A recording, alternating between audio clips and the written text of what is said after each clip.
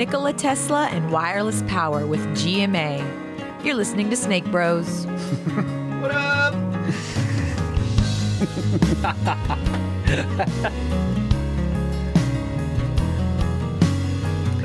And welcome back, ladies and gentlemen, boys and girls, angels and demons and monsters and serpents, to Brothers of the Serpent podcast, coming to you not live from the 10 by 10 by 10 tangent cube of science, nestled amongst the dusty bones of an ancient seabed, high atop the Everest Plateau. And this is a video podcast.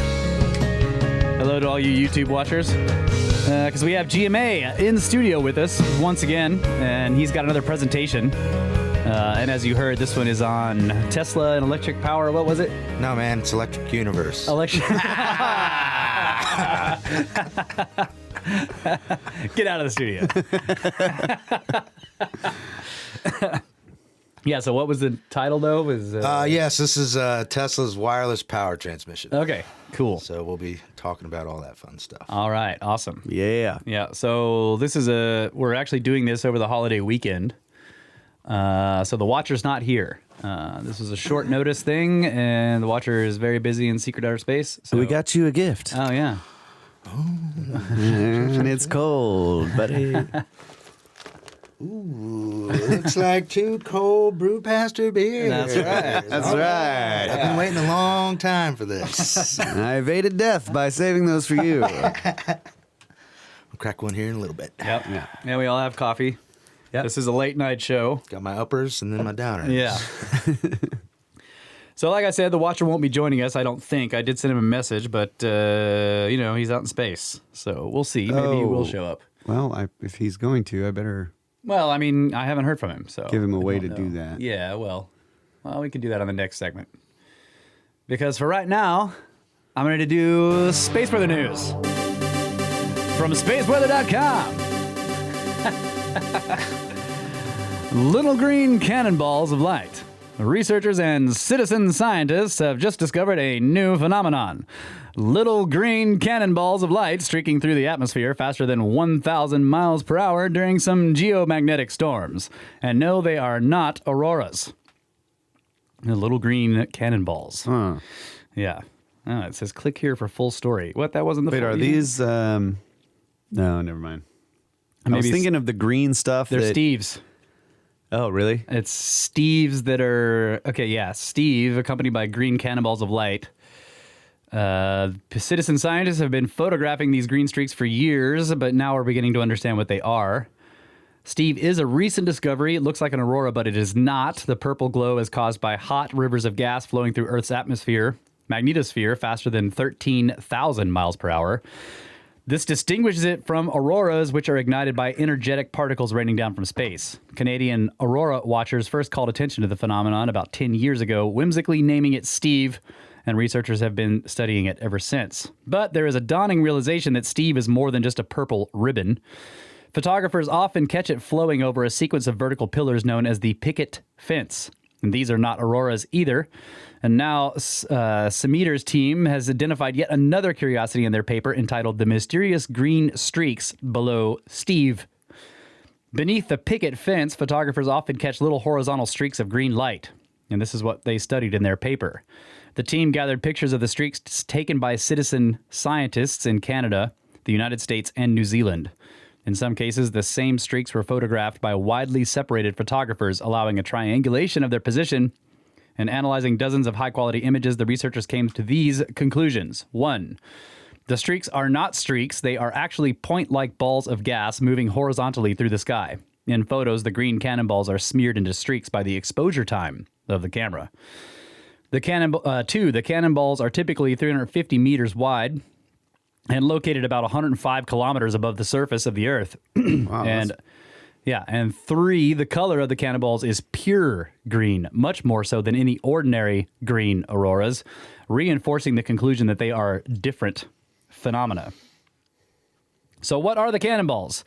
The team believes they are a sign of turbulence. During strong geomagnetic storms, the plasma river that gives rise to Steve flows at extremely supersonic velocities. Turbulent eddies and whirls dump some of their energy into these cannonballs. And this idea may explain their pure color. Auroras tend to be a mixture of hues caused by energetic particles raining down through the upper atmosphere. The rain strikes atoms, ions, and molecules of oxygen and nitrogen over a wide range of altitudes, and a hodgepodge of color naturally results from this chaotic process. But Steve's cannonballs, on the other hand, are monochromatic. Local turbulence excites only oxygen atoms in a relatively small volume of space, producing a pure green at 557.7 nanometers, and there is no mixture. Wow. Yeah. That's interesting. So it says if you're an aurora photographer looking to contribute, be sure to read all the original research, and they've got links here to the paper that was published about this. That's cool. They're still figuring out what it is. Let's see. There's also a story here called Magnificent Sunspot. There's only one way to describe giant sunspot AR2786. It is magnificent, says amateur astronomer Francois Rouvier, who sends this picture from France. And there's from France. There's a picture here of the sunspot, which I was showing Kyle and GMA earlier. To photograph the sunspot, Rouvier used an H-alpha filter turned to the red glow of solar hydrogen. It shows not only the sunspot's primary dark core, but also the hot atmosphere just above. Dark filaments winding around AR2786 trace a complex magnetic field that harbors energy for M-class solar flares. There are also two light bridges, he points out. He's referring to these canyons of light cutting across the dark core. The nature of light bridges is not fully understood. Some research suggests that magnetic fields at the base of a light bridge are busy crisscrossing and reconnecting the same explosive process that sparks solar flares. If so, AR2786 might be preparing to erupt. That was the sun butt? Yeah, the sun butt. Yeah. It looks like the asshole of the sun in this photograph. Which, if anybody wants to go check it out, you can see it on spaceweather.com for the November 28th date. Let's see. Current conditions. Solar wind speed, 434.1 kilometers per second. Density is 3.0 protons per cubic centimeter. We have sunspot number at 60. That's probably the highest number we've ever had on the podcast. We're at 62% spotless days total for 2020 right now. The neutron count is at 9% plus, which is rated as high. And the KP index is 3, which is rated as quiet. All right. All right. Appreciate that, sir. Conditions. And from businesstoday.in, money raining down from the skies is mere daydreaming for most people. But this daydream becomes a reality for Joshua Hutogalung, a 33-year-old coffin maker from Sumatra, Indonesia, where when a meteorite came crashing down into his house, he sold the meteorite for over 1 million pounds, or roughly, I don't even know what that is. I think that's rupees. Okay. Rupees. 9.8. Roughly What? $1.3 million. Yeah, one day in August, Joshua was working outside his house when a 2.1 kilogram meteorite crashed through the roof of his house. He said at the time, the sound was so loud that parts of the house were shaking too. And after he searched, he saw the tin roof of the house had broken, and then he lifted it up, and the stone was still warm. That's crazy. Soon after, Joshua posted several photos of the meteorite on Facebook, which attracted engagement from all over. The meteorite is made up of carbonaceous chondrite, making it an extremely rare variety. The space rock is estimated to be 4.5 billion years old. According to reports, carbonaceous is worth around 645 pounds per gram, roughly something in rupees per gram. Joshua had sold the space rock to Jared Collins, a specialist collector from the USA. Collins has resold the meteorite to J. Piatek. Piatek has stored the meteorite in liquid nitrogen at the Center for Meteorite Studies at Arizona State University.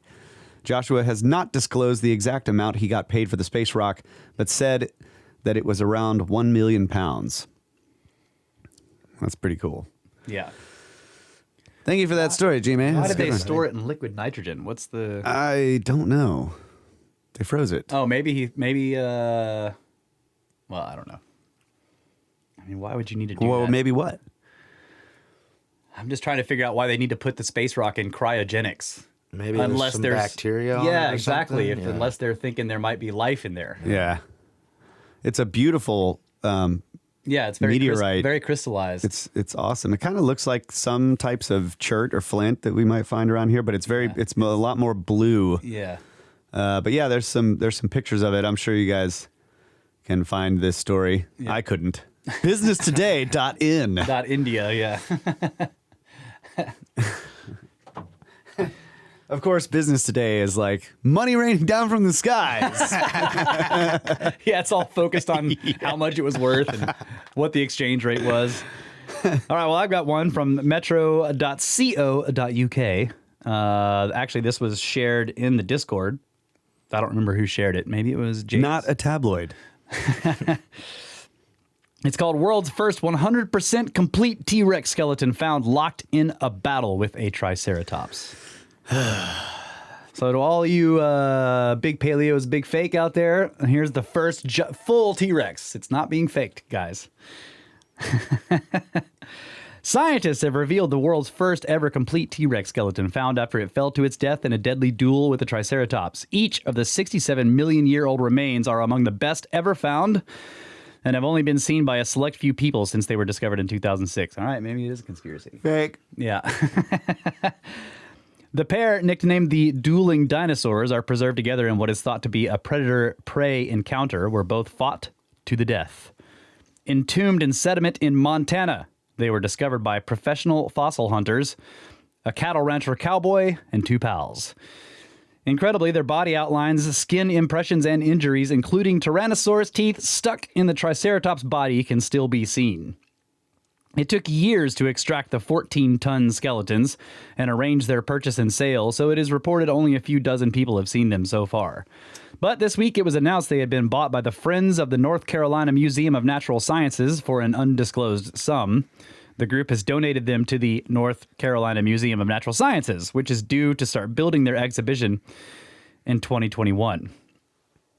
And they have released incredible photos of the remains to mark the announcement. It has been described as one of the most important paleontological discoveries of our time, and is the only 100% complete T-Rex ever found. Dr. Lindsay Zano, head of paleontology at the museum, said, "We have not yet studied this specimen. It is a scientific frontier. The preservation is phenomenal, and we plan to use every technological innovation available to reveal new information on the biology of the T-Rex and Triceratops. This fossil will forever change our view of the world's two favorite dinosaurs." And Dr. Eric Dorfman, director and CEO of the museum, added, "The museum is thrilled to have this unique opportunity to house and research one of the most important paleontological discoveries of our time. Not only are we able to uncover unknown details of these animals' anatomy and behavior, but our new dedicated facility and educational programs will allow us to engage with audiences locally across North Carolina and worldwide. A rancher, his friend, and his cousin found the fossils in 2006, and it is reported they came to a deal with the landowners. The dueling dinosaurs themselves went to auction in 2013 at Bonham's in New York, but no bid met the reserve price of $6 million. During years of negotiation, the fossil was reportedly locked away in labs or warehouses, but thanks to donors, the nonprofit Friends of the North Carolina Museum of Natural Sciences has now bought them on behalf of the museum, and the dinosaur carcasses have not been studied and remain entombed within sediment from the Montana hillside where they were discovered. So this is always, now when I hear stuff like this, I think about, okay. God, look at that skeleton, the head, the skull of the T-Rex there, though. It's freaking awesome. That's amazing. I don't know what I'm looking at. I see some teeth. Yeah, you're looking at the nose. It's laying on its side in the sediment. That's cool. Yeah. So yeah, did they kill each other? You know? I think it was, or were they in the middle of a fight And they got when they were covered. buried? Right. That seems more plausible to me. Because they're preserved in the fight. Right. They still have tissue. Like they didn't even see it yeah. coming, or maybe they weren't paying attention, or Too busy fighting. hey, that's my food. That's my food. It's like they don't even. I don't know. I thought I read somewhere, maybe it's not in this article, that maybe this is, maybe I should I thought I say it. remembered you telling me something They about. fell off a cliff while they were Yeah, fighting. that's right. I remember. But that still wouldn't bury them and fossilize them. That's the thing. That's the thing that I think about it now is like, okay, even if they did both fall and like one's teeth were embedded in the other one, they hit the ground, they died. Yeah. Something has to happen pretty quickly before their bones are scattered and drug Yeah, off exactly. by other Scavengers. and stuff. So it's like And if their skin was preserved, I mean, yes, you're right. or an earthquake and a crack opens up and they fall down in there. Yeah. So there's something, I don't know. Yeah. Yeah, it's, really- not in this article, but I do think I read somewhere That's what you told me the it first says found after it fell to its death. So they at least the beginning of the article is implying that they fell while fighting. But maybe it was in a different article where they said but yeah, the very first sentence says scientists have revealed the world's first ever complete T-Rex skeleton found after it fell to its death in a deadly duel with Yeah. the Triceratops. Yeah. And I wonder if they're basing that on injuries that the T-Rex shows. Yeah, I don't know. Because you would also have crush injury Yeah. from being From buried. being buried, yeah. Yeah. Or slammed up Tons against of a cliff. sediment. Yeah. Yeah. Yeah. Huge loads of sediment. Great story, though. That's one of those ones where we read it and we're like, dang it. I know. I want to be one of those guys. Freaking Montana onions. All right, so we got some. Montanians. Yeah, we got some listener communications here. Finish out. We got 15 more minutes for the first segment. So this one's from Anne, and we haven't done listener communications for a while, so some of these are from a while back. But this one's from Anne. She says, I was working weird rotating shifts at MAC or MAC headquarters and got caught unprepared for a deep cold blast. I only had a few chickens at that time and figured they wouldn't generate enough heat to keep each other warm. So I did the only thing I could and put them in the bathtub with the curtain closed to keep them in. I couldn't find one and finally gave up as it was already dark and very cold, and I felt bad as she had probably already died. But when the cold lifted a few days later, there she was walking around by the front door going, where is everybody and where's my breakfast? Pro tip. A fishing landing net works great for catching chickens. Like a cast net or something? Yeah. And she says, also, I'm totally okay with the Watcher's resupply being whatever he wants. A case of Pringles, if that's what is fueling him. All the best. And That's right.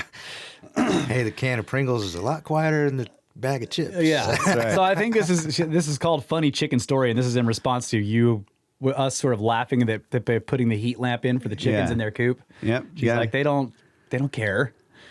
Hey, man. You just got to do what the boss says. That's right. But that's a good point. Yeah. Okay, this one's from Brandon called Space Weather. He says, hey guys, just a quick idea for you. I was recently reading Noetic Universe by Dean Radin, the scientist who studies psi effects, ESP basically, and there is a part where he actually talks about cue music, space weather news. He does studies on how intention shapes casino wins, studied against, in these experiments, the Earth's geomagnetic field. Turns out, when the GMF is quiet, which also seemed to coincide often but not always with the full moon, the psi effect was stronger and people's intention more powerful, and they won more money. Spaceweather.com has a section in the sidebar on the planetary K index. Units are KP, so maybe in addition to your proton density reporting, you guys could add the KP levels, as it seems at least some of your listeners seem to have to be into consciousness and mind effects. So there are actual applications too. I, for one, believe at least some aspects of ancient civilizations' technologies may have involved psi effects.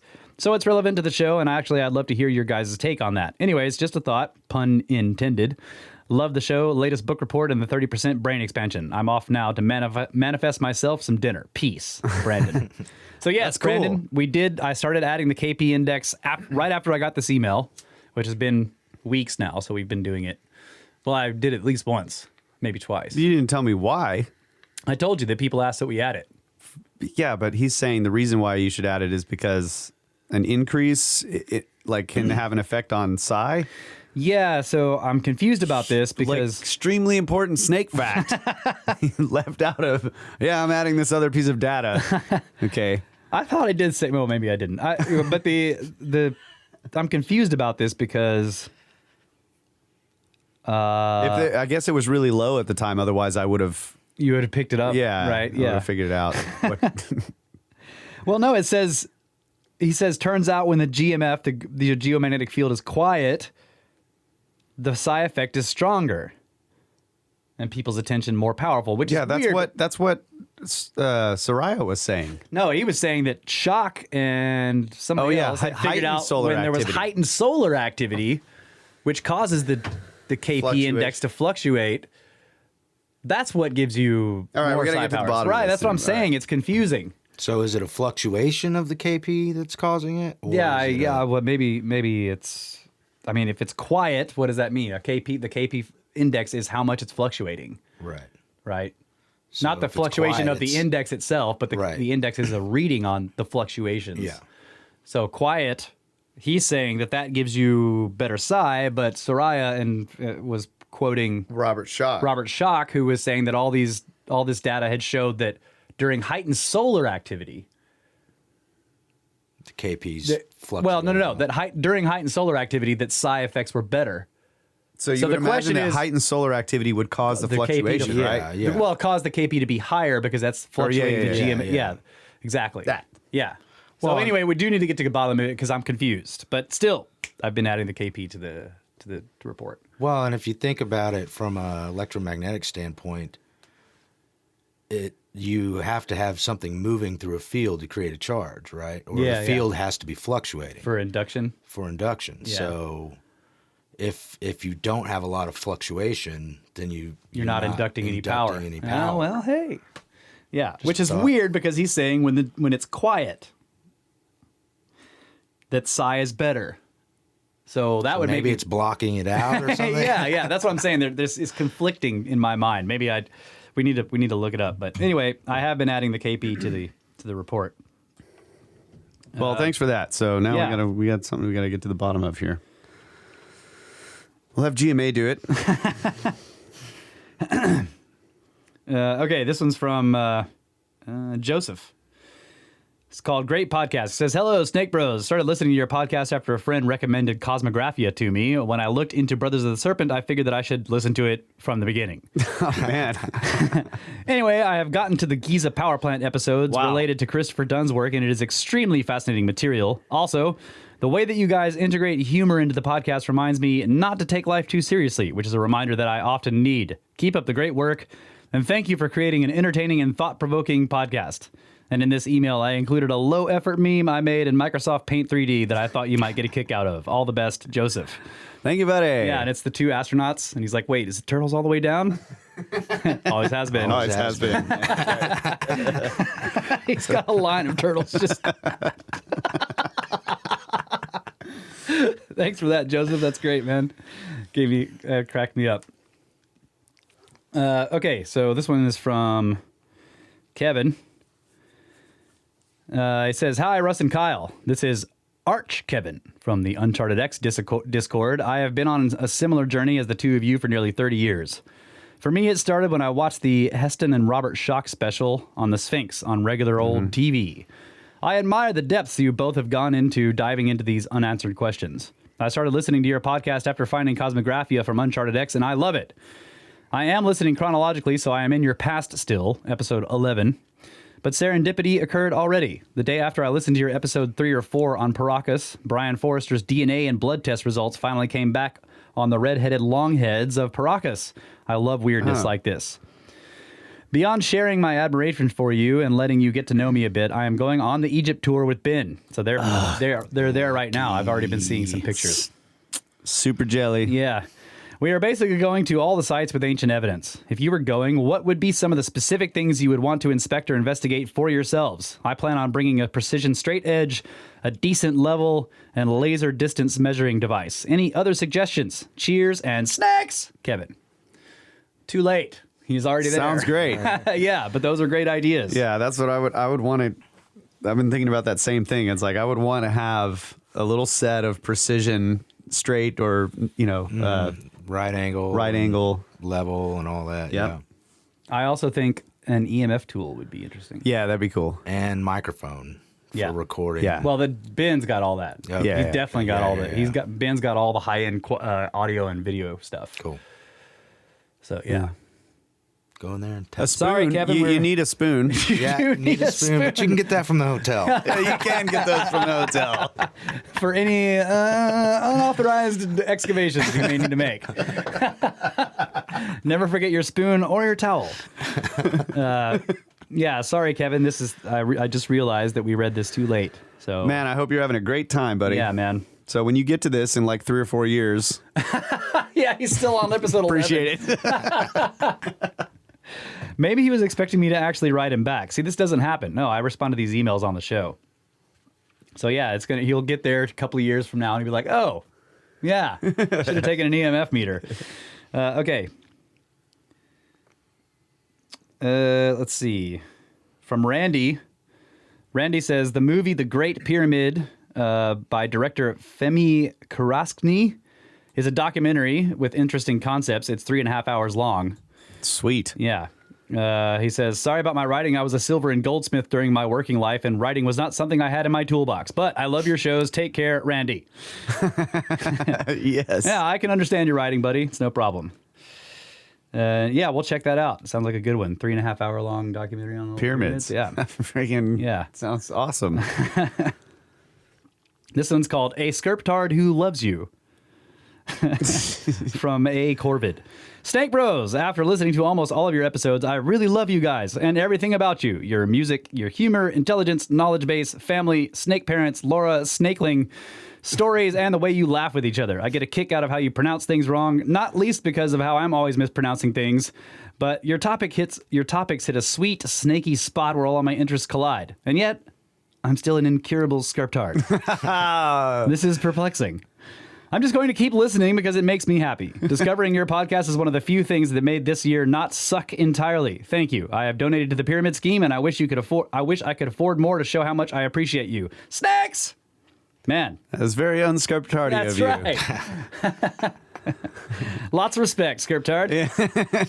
Hey, we're all sculptards too. Yeah. This is something we have to constantly battle. That's right. And thanks for the donations, buddy. By the way, do you got donation notes? Yeah, I need to pull them up. Okay. Because we still got 3 minutes, so maybe we should look at those. Let me see. But one more here from Roddy the Mammal.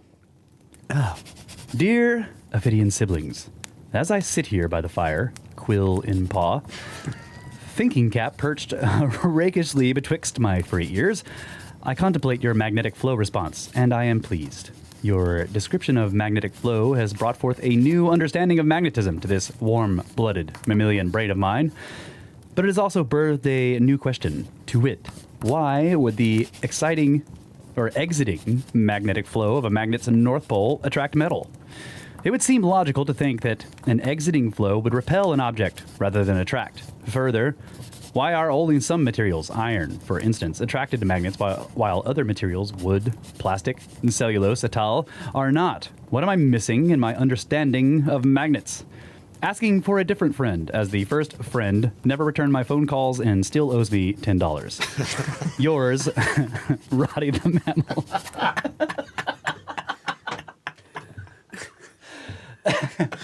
So we have GMA in here. Let's give him a shot. Did you hear the other one? I did, yeah. Okay. Yeah. So basically, the idea is why is the inflow side pull stuff, and how come the outflow side doesn't push things away? Well, so the first thing I thought was, if you stick up a magnet to a piece of ferrous metal like steel, Yeah. it doesn't matter which side, north or south. That's right. You stick it to, it'll still stick to. And that's what he's asking. why. Why is that the case if there's some kind of flow happening? Well, so I think what's going on is that magnetic field is inducing a Magnetism field into the metal. ferrous metal. Ah. And but it would be opposite polarity to attract it. Well, or it would, like you were talking about in the first response, is that when you stick two magnets together, it becomes one larger field. Yeah, that's right. Okay. And so it's inducing a magnetic field in the same direction in that metal. Okay. That's my initial thought. I think that's great. And That's then a great why answer. doesn't it work on other materials like wood and plastic? Yeah, I think it does. You just it's not enough to detect it Okay. Right. Like, because the like It's the crystalline electrons. nature of the metal that passes the. I think it's because through. the metal has, it's like a matrix of all these free electrons that can move around in any direction within the matrix. Yeah. So they're easily set into a pathway.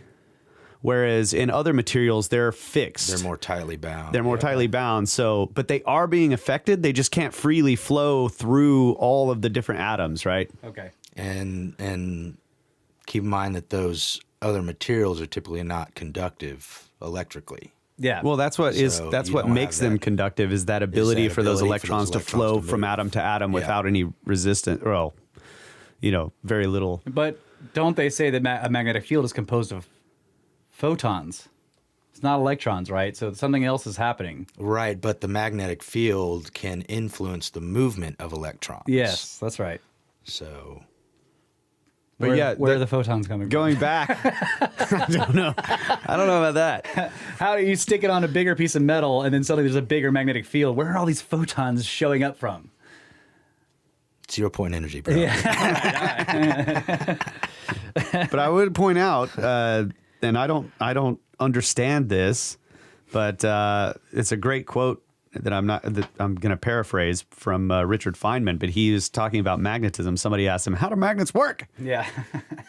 And he's like, "It's impossible for me to explain that to you." But yeah. the way he answers it is brilliant. But what he ends up saying is that magnetism is what keeps everything together, all these materials. Like, it keeps me from falling through the chair and the floor and the earth and my whole body just falling apart. So all of these material structures that we see are solid and Because of rigid magnetism. because of magnetism. So Yeah. all of this stuff is magnetic. It's just like you can't induce a field into the macro structure of the thing like you can in metals, Yeah. in certain metals, as far as I understand it. Right, but the reason your hand doesn't pass through the table. You can't push your hand through the table. That's all magnetism. Yeah, it's doing that. magnetism. It's the repulsion. Yeah. There's attraction and repulsion, right? But All those little that's what's electron clouds are repulsing each other. keeping each other from being able to hit each other. Okay. So if we could fix that, then you could phase through objects. Yeah. But you would fall to the center of the plane. And if you were a non-material being, maybe you're a type of, you actually are material, but you're a type of material that doesn't utilize magnetism, Yeah. and therefore you can walk through walls and shine light in certain ways that Yeah. don't make any sense, and blah blah blah. All right. Well, there you go, Roddy. Mammal, love you. Yep. That's All right, a what great do you- email. Yeah, great emails. Okay, what do you got? You got some donations? I have one, and I can't remember if I read it, but it's from Kevin. He says, "Thank you for teaching me not to skirp derp myself." Did I read this? No. I don't think so. You guys really helped me get through some tough times. Great podcast. With All a right. $25 donation. So appreciate Oh, that, thanks, buddy. man. And yeah, we've got lots of other donations since we got back from the trip. And people are not writing me notes. Yeah, so they need to know that you can once again see the notes. I can see the notes now on my phone. I don't have to pull it up on the browser. Yeah, so if you anymore. guys donate through PayPal, you can leave Kyle a note and Yeah. we'll read it on the show. So yeah, thanks to Travis, Karen, Aaron, Green Knight, Yeah. Oh, Birch. Grimerica, Michael, Steven, Allie, Kevin. All right. Oh, did I read this one? Yeah, this was right after we got back. This is from The only one you've read that I remember is from Anne. It said, resupply the watcher. okay, this is from Clueless Chris from the Discord. Oh, okay. I didn't read this one. I don't know. Sending you refill to go straight to pyramids. I forgot to, yeah, and this was a $10 donation, but she said, I forgot to let you know that the 33.33 came from me. So she had, Okay. Thank Yeah. you. Thank you so so much. she had done 2 donations, and the extra ones to let us know that the former was from her as well. Nice. So appreciate that. Yeah, thanks so much. And I thanked her in the Discord as well. Okay. All right. All right, well, let's take a break, and then we'll get into old GMA's presentation here. Yeah, I think we should talk about something else. All right, we'll be right back.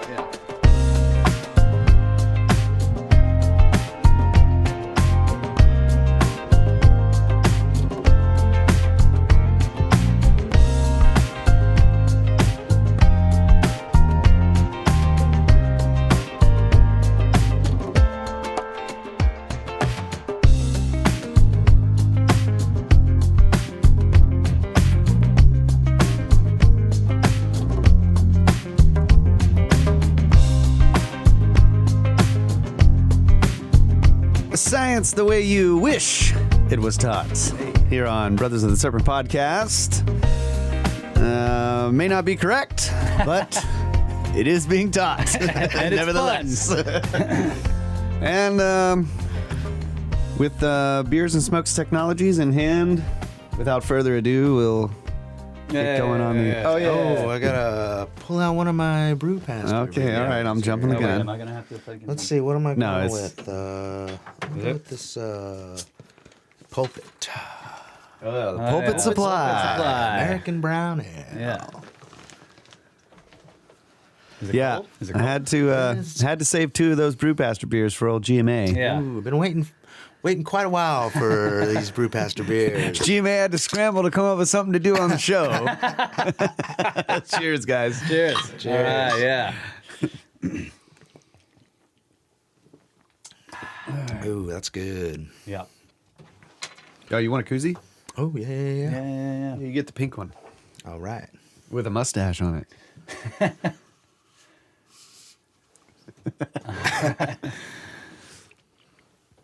And I'll have you know that I'm down to only one wall project now. Oh, really? Hey. You've only got one waller?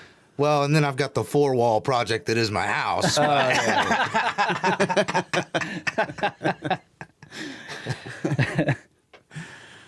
Yeah. That's pretty amazing. You've cleared out your projects. The tractor is done? Tractors. Well, I'm fixing a few little nitpicky things on okay. it, but it's running. Wow. So Pinball machine? that's the 1-wall project. It's only got one It's wall only got around it? one wall Yeah, on it's it only now? got one wall. Half of it's the lathe, and then okay. the rest is like some. Oh, wow. I thought the pinball machine was done. doomed. Yeah, it was doomed. It had 3 walls. Back from 3 walls down to 1 wall. Well, congratulations, bro. Yeah. Thank you. Yeah, let me share my screen here. All right. All right. And just to preface this, obviously I'm going to be talking about Tesla's wireless power transmission and going through some of his patents, some of the research he did at Colorado Springs. In talking about this, I am by no means skirp-tarting the possibility of this kind of technology working. Okay. From everything I've read so far, I haven't found anything that points to it not being possible in some way. Obviously, we do have wireless power transmission with our phone chargers that you just set your phone on and stuff like that. Induction. Induction charging and all that.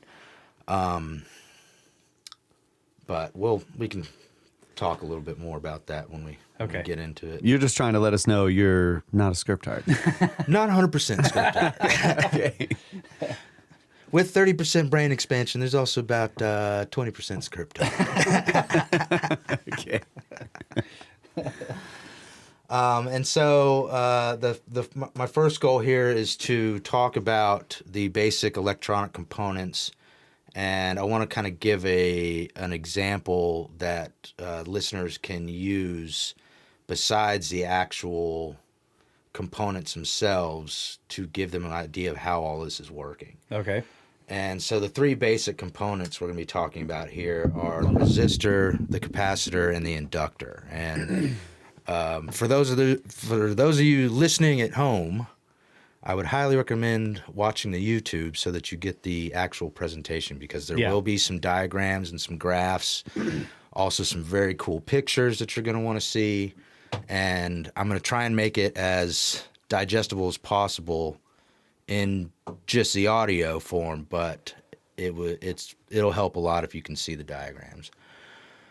And so starting with the resistor, which is one of the most basic electrical components, you have many different kinds of resistors, many different sizes, and you can see on the picture there they range from a tiny little 1/8 watt, and you have even smaller than that, your surface mount resistors and things that are almost, you even have microscopic resistors that are built into circuit boards, all the way up to large power resistors, sometimes just used for heating, like the dryer heating element we fixed tonight. That's right. And then you have capacitors, which could be considered something like a short-term battery. So they can store up energy and then discharge that energy. And discharge it fast, right? Yes. Well, and the speed of discharge is based on the resistance that's in Of the series system. of the system, Yeah. the inductance of the system, and all that. And Right. So, that So all it can plays a trickle factor. out, but it can also be drawn very Quickly. Yeah. Yeah. And the third component is an inductor. And the most basic inductor is just a coil of wire. And a lot of times something will be added to the inside of the coil to increase the efficiency or increase the inductive capacity of the inductor. And so basically what you're doing with a current running through that coil is building up a magnetic field. And when you have a core added to that, the core can increase the efficiency of that magnetic field as it's moving. And so for a correlation to this, I try to think of water flow through, say, a plumbing system. And obviously there's some small flaws in this analogy, but and sometimes you don't really want to think about gravity being part of this when you're thinking of the water analogy, because it doesn't really work if there's gravity involved. But All right, so all this stuff in space. all this stuff in space, up right below the watcher. Okay. And so a resistor would be like a filter, say like your water filter on your sink, or like a large scale filter for a water filtration system like sewage or something like that, where water flowing through is slowed down Yeah. as it passes through that filter medium. And then a capacitor would be akin to a water tank or water reservoir, where when you're charging up the capacitor, you're filling up the tank with water. And then when you discharge, you're letting water out of the tank. Okay. And then an inductor would be akin to a paddle wheel. And like a flywheel, a moving paddle wheel has inertia to it. So even if the water stops flowing, the wheel will continue to move for a little bit. And this is because when you have a magnetic field built up from current running through a coil of wire, if the current stops flowing through the wire, that magnetic field, like a flywheel, has inertia built up in it, so it doesn't want to stop immediately. That magnetic field will keep So rotating. this will work to kind of smooth out the flow of electricity. Yes. So if you've got sort of a fluctuating input, it fluctuates slightly or something, and then you put it through an inductor, what comes out will be smooth. it will resist the small changes Okay. in that current flow going through the wire. So, for example, you can see on my laptop here that right there is what's called a ferrite bead, and it's a basic inductor. And so what that's doing is smoothing out the ripple coming from the power supply going to whatever device you're I trying always to wonder what those things were. Yeah. I cut them off. What is this thing? Why is it not working properly? And so that is kind of, if it's hard to understand what I'm talking about in terms of the actual electrical components, that gives you kind of a frame of reference in terms of water flowing And through these different mediums. and these symbols up there, are how they're represented on schematics. Correct. Yeah. And so the resistor is going to be that straight squiggly line, and the capacitor, typically a capacitor is represented by two plates. Yeah, two and plates that aren't touching. that aren't touching. And the idea is that when that capacitor is charged up, there's an electric field between the two plates. Between the plates, And yeah. that is what's actually storing the energy. What is that? It's buildup. called like a ferro. What is the field called? It's an electric field. What are you thinking of? Can't remember what it is. We were watching a video with he was representing that field with blue line or With electric field lines? yeah, but they're not the same as the magnetic field, Right. and it's called something. It's like I thought it was ferro something or other. I can't remember what it was. Yeah, I can't remember. Whatever. No big deal. And then the inductor is typically represented by either loops or this smooth hump symbol. Okay. Yeah, that's like a spring on edge, basically. Kind of. You can see how it would be curling around. Right, right. And so what I'm going to talk about first is the basic tank circuit. And what this is a basic circuit for setting up a resonant system of electrical energy. And so on the left, you have a voltage supply, a DC voltage supply, which you can think of as a 10-volt battery or, akin to your car battery. You have a switch on top, and then you have a capacitor and an inductor in parallel. And this tank circuit is used in all kinds of things. You have a basic version of that used for things like reverb in your guitar amp or your effects pedals. And the idea here is that between the capacitor and the inductor, you set up a resonance response that is controlled. The characteristics of that, the frequency, the amplitude, all that is controlled by the values of the capacitor and the inductor. And so you can think of this as you have your voltage supply is a pump that can pump water, and that's going to pump water into the tank, which is your capacitor. And then once that capacitor is charged up, it can then push water through the paddle wheel, which is the inductor. And how does the switch work if the whole thing is a big circle like that? So for the instances of this example, we're going to assume that you press the switch once and let it go. Okay. And then you will see the behavior of the circuit. When you press a switch, it charges up that capacitor, and then you let go, and the capacitor and the inductor have their own behavior based off the charging of the capacitor. So show with the mouse the direction, like basically what happens with the direction of flow. Yeah. So and in these examples, I'm using the electrical engineering definition of current flow, which is from positive to negative. I'm sure all the physicists will because actual current flow to them is the electron flow, and we think of it backwards, and that's just how I was taught to do it. Yeah. Obviously, it's the same thing, just thinking of it in opposite polarities.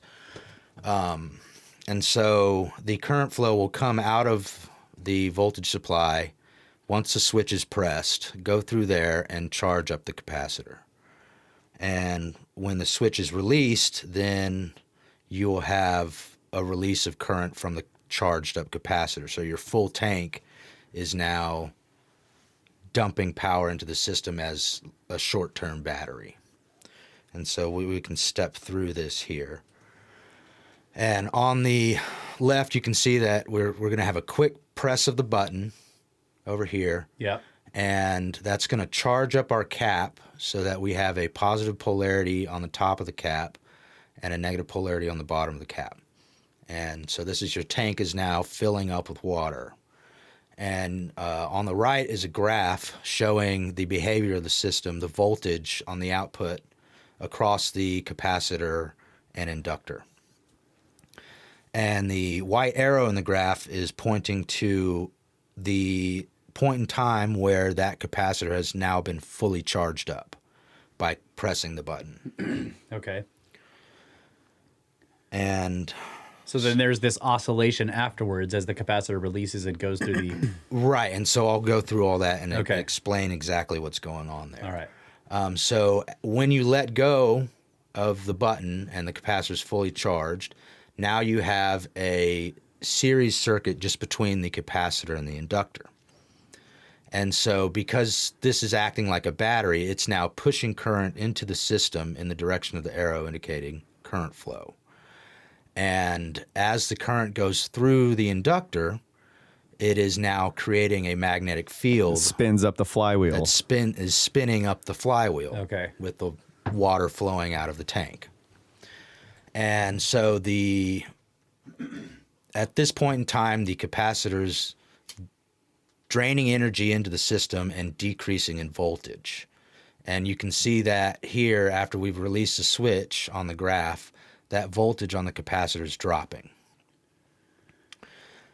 And so what happens next is that because that magnetic field has inertia, it doesn't want to stop moving when the capacitor is out of energy. And so it's going to continue pushing current back down into the bottom of the capacitor. Yeah, and so what has happened now is that inductor L1 has started filling the tank up from the bottom side, or you can think of the tank filling up and then flipping your tank over. Okay. Like I said, gravity doesn't really work too well in helping with this analogy.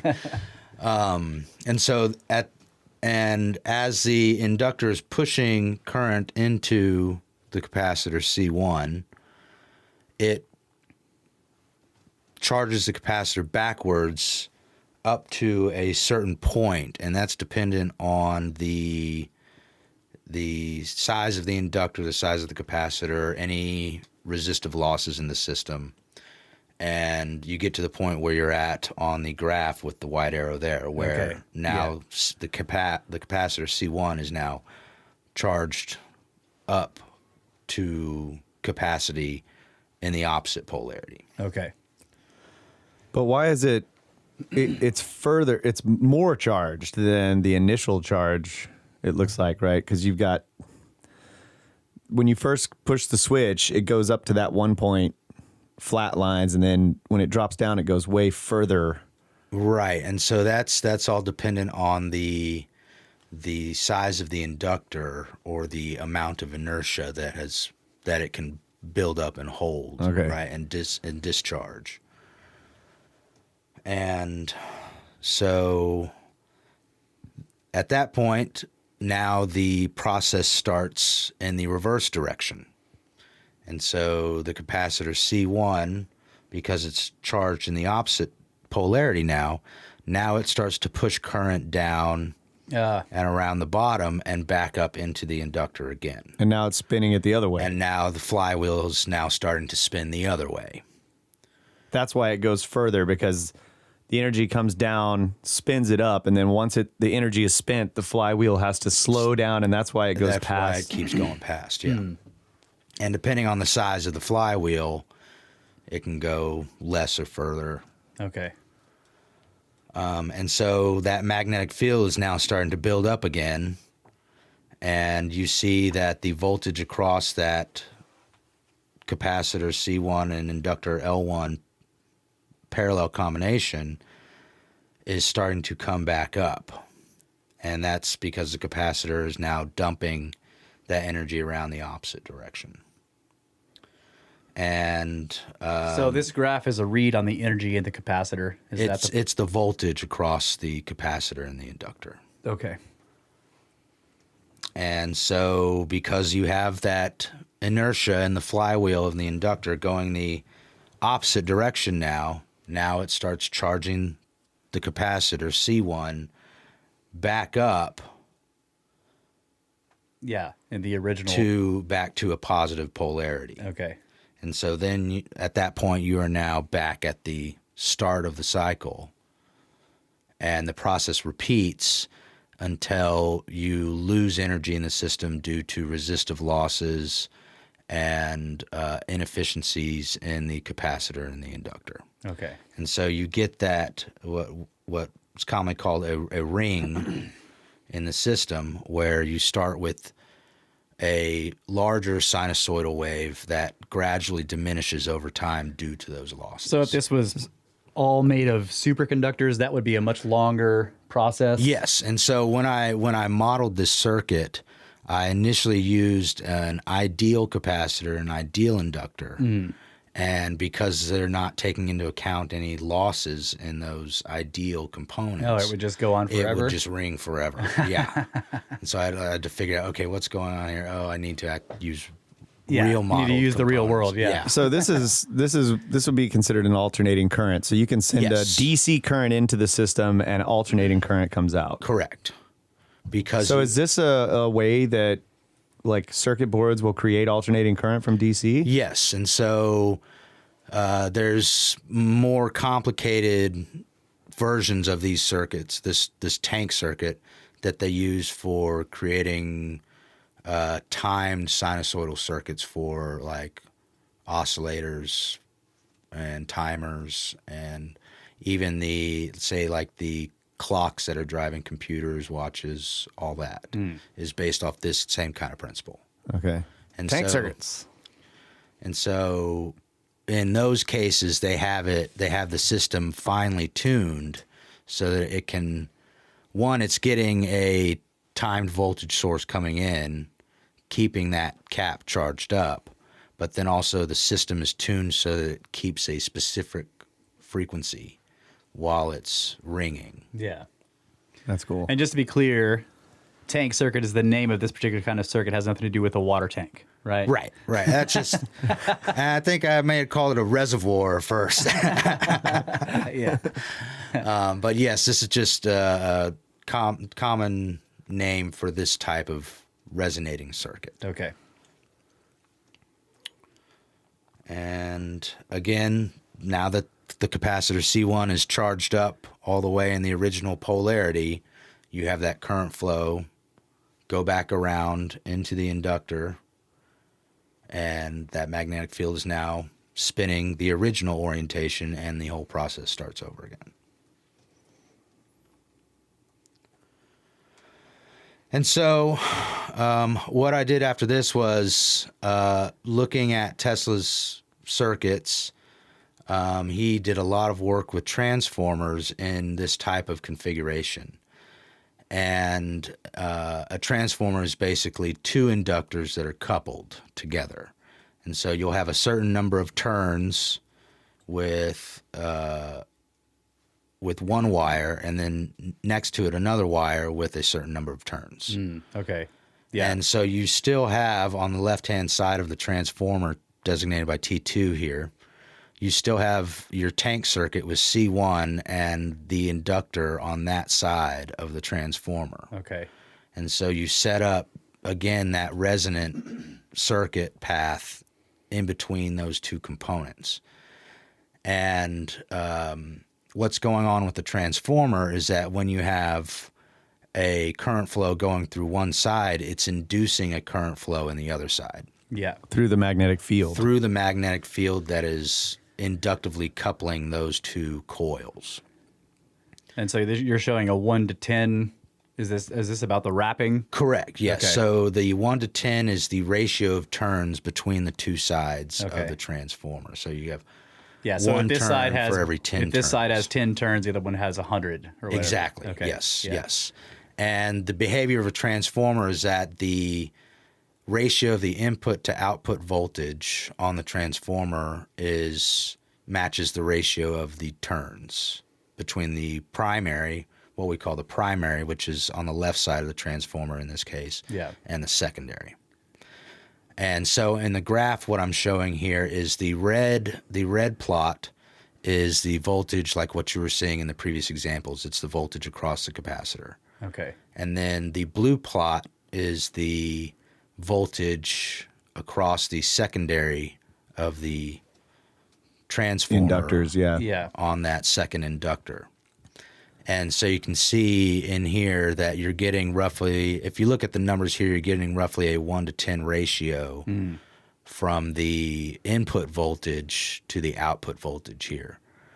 And there are some behaviors as far as That looks like free energy, but it's not, right? it looks like free energy, but what's actually happening is you still have conservation of energy where because you're stepping up the voltage, you're actually decreasing the current running through that. All right. So you have a 10-fold decrease in the current running through the secondary circuit. All right. So what we had talked about when Archer and I, well, Archer showed all this to me last night, and we were talking about going with the water analogy.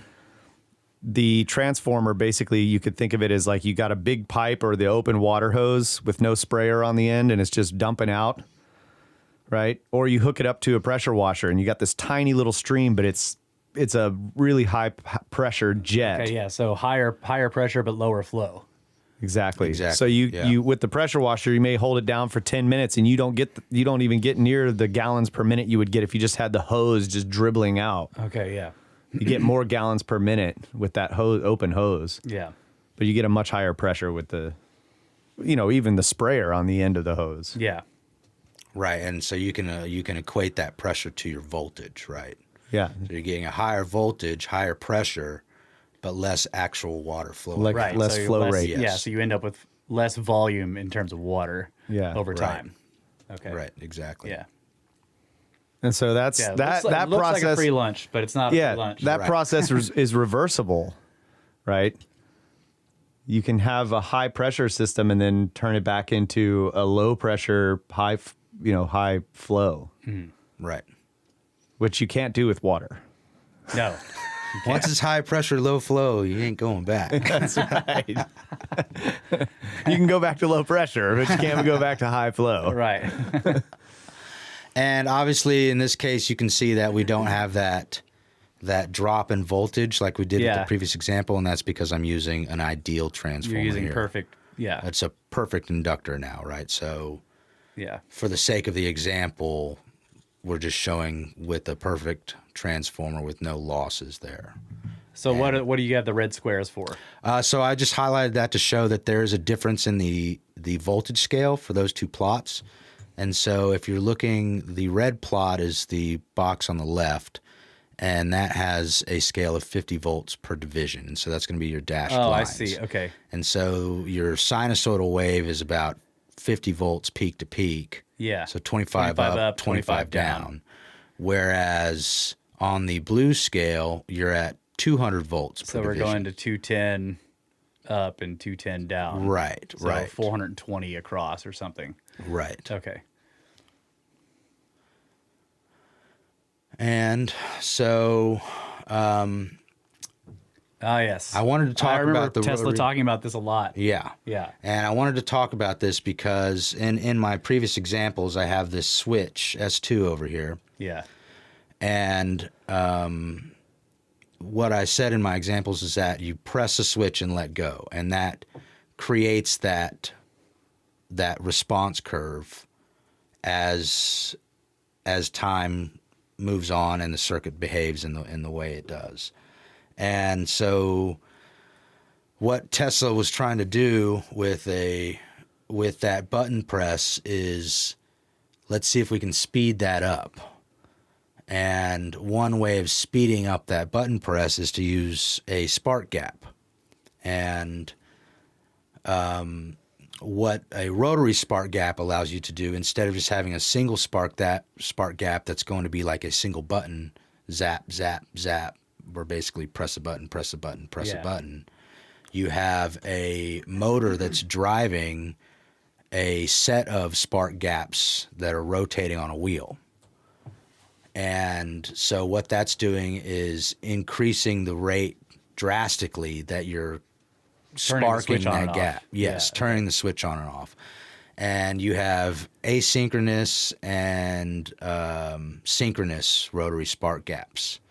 And the idea here is that with a synchronous spark gap, what you're trying to do is synchronize the push of the switch with the coming back up to positive voltage of that capacitor, Okay. so that in effect you're pushing the swing at the right time to keep that system, instead of oscillating down to keep the nothing. capacitor fully You're charged. keeping the capacitor fully charged in time with the resonant oscillation. frequency, Okay. the oscillations in the system. So on this, those two contacts there's something would be plugged in. There would be wires there. Is that the idea? How this works? Right, And so- then that so- goes up the posts, and as that spins, they touch those. Is that what's happening? Yes. Okay. So you'd have two wires coming in here. Yeah. One to each terminal, and as this spins, you're connecting those Yeah. two via a spark gap. And because you're working with higher voltages here, it's akin to, say, a spark plug in your car, Yeah. where Where you across. it snaps across, and it's in effect pushing that button, because when it snaps across, you have a short circuit there, Yeah.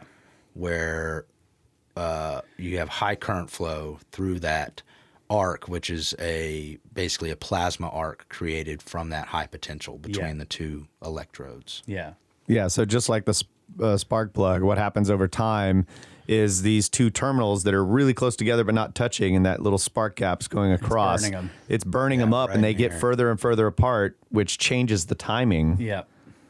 And then you get, because a lot of this has to do with potential. It has to get up to a certain potential, and then So the that it can spark bridge arcs that across. gap. Yes, So then as the exactly. gap gets bigger, it needs a higher voltage to actually make the spark happen. Yeah. So he was dealing with these materials problems because Tesla is trying to get this spark gap to happen at this very specific frequency, and it would work at that frequency for a time until those things would start to wear away, and then he'd start to lose that, this frequency that he's trying to finely tune this thing. Yeah. And he experimented with things like quenched spark gaps, so that your spark is actually happening in a chamber where you have either airflow or some other medium that's trying to close the spark as fast as possible, so that you're not having extended burn periods where that electrode can heat up and vaporize in the plasma stream. Nice. Because that's what's causing your degradation, right? Yeah. You're actually blasting atoms off of that electrode element. So now this was all this rotary switch. This whole thing is designed to basically give him a switching as fast as possible, right? Yes. He kept building faster and faster rotary and putting more and more terminals, bigger wheel, bigger more wheel. and more terminals, faster, so that he could get faster and faster motors, switching. Yeah. So what runs the motor in this? So in this case, Do you have to hand start it? Is what? I believe this is just going It's to be separately powered. Okay, DC all right. electric So motor. this Yeah. the idea for this is not to run the motor. No, this is No, just to create no. the switching really Okay, fast. Okay, all right. Right. All right. All right. And so that motor would turn the wheel. Yeah. Okay. I was trying to figure out what the point. So there would be something else connected to be using this on off. Right. Yeah. So this Okay, would be it's not just to spin the This would be in replacement of this switch S2 right motor. Yeah. here. Okay. Yeah. So you're you'd put that in there. Pressing it very fast, and the Okay. goal in a lot of cases is to get it to press at the same rate as that wave is As the tank circuit as is the tank working. circuit is Yeah, going I got back it. and forth. Okay. But if he was also looking to get extremely high frequency alternating current. yeah. So he built a circuit, and that circuit is supposed to resonate at some ridiculously high frequency, which he would also have to build A giant flywheel, a yeah. giant flywheel to push the swing At the every right time at that yeah. right. So if the frequency is ridiculously high, the swing's coming back. Like you gotta Yeah. push it ridiculously fast. So And I think And then you would have wheels flying apart. that's right. We talked about the materials failures of those devices Yeah. where he was like he kept spinning them up even faster and faster, and then they'd start wearing out the bearings or whatever Yeah. and flying apart. He ended up solving that, or no, was this okay? So previous to the spark gap oscillator or whatever he called it, he was doing something else. I can't remember what it was, and this was his solution to that problem, I thought. Yeah, and I can't remember right off the top of my head what he was doing there. Because I know he does mention in his Colorado Springs notes, implementing like a mercury switching element, where I think the mercury tube is rocking back and forth, Yeah. connecting and disconnecting Yeah, that wouldn't. the electrodes Yeah. in there. And I yeah, didn't you couldn't really do that very fast. No. Because it's gravity. Yeah. Yeah, and you got to wait for that heavy mercury to Fall to the other fall to side. the bottom. Yeah.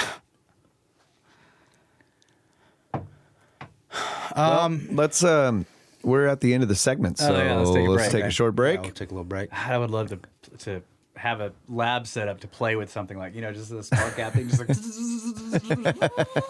You see Well, and he was working at like 45 kilohertz up to like 150 kilohertz on his Yeah, that's sparking frequency. 150,000 times per second. Yeah. Wow. And we'll get into the Colorado Springs laboratory after All right, after the break. let's take a break. Snakes! Sparks! Sparks!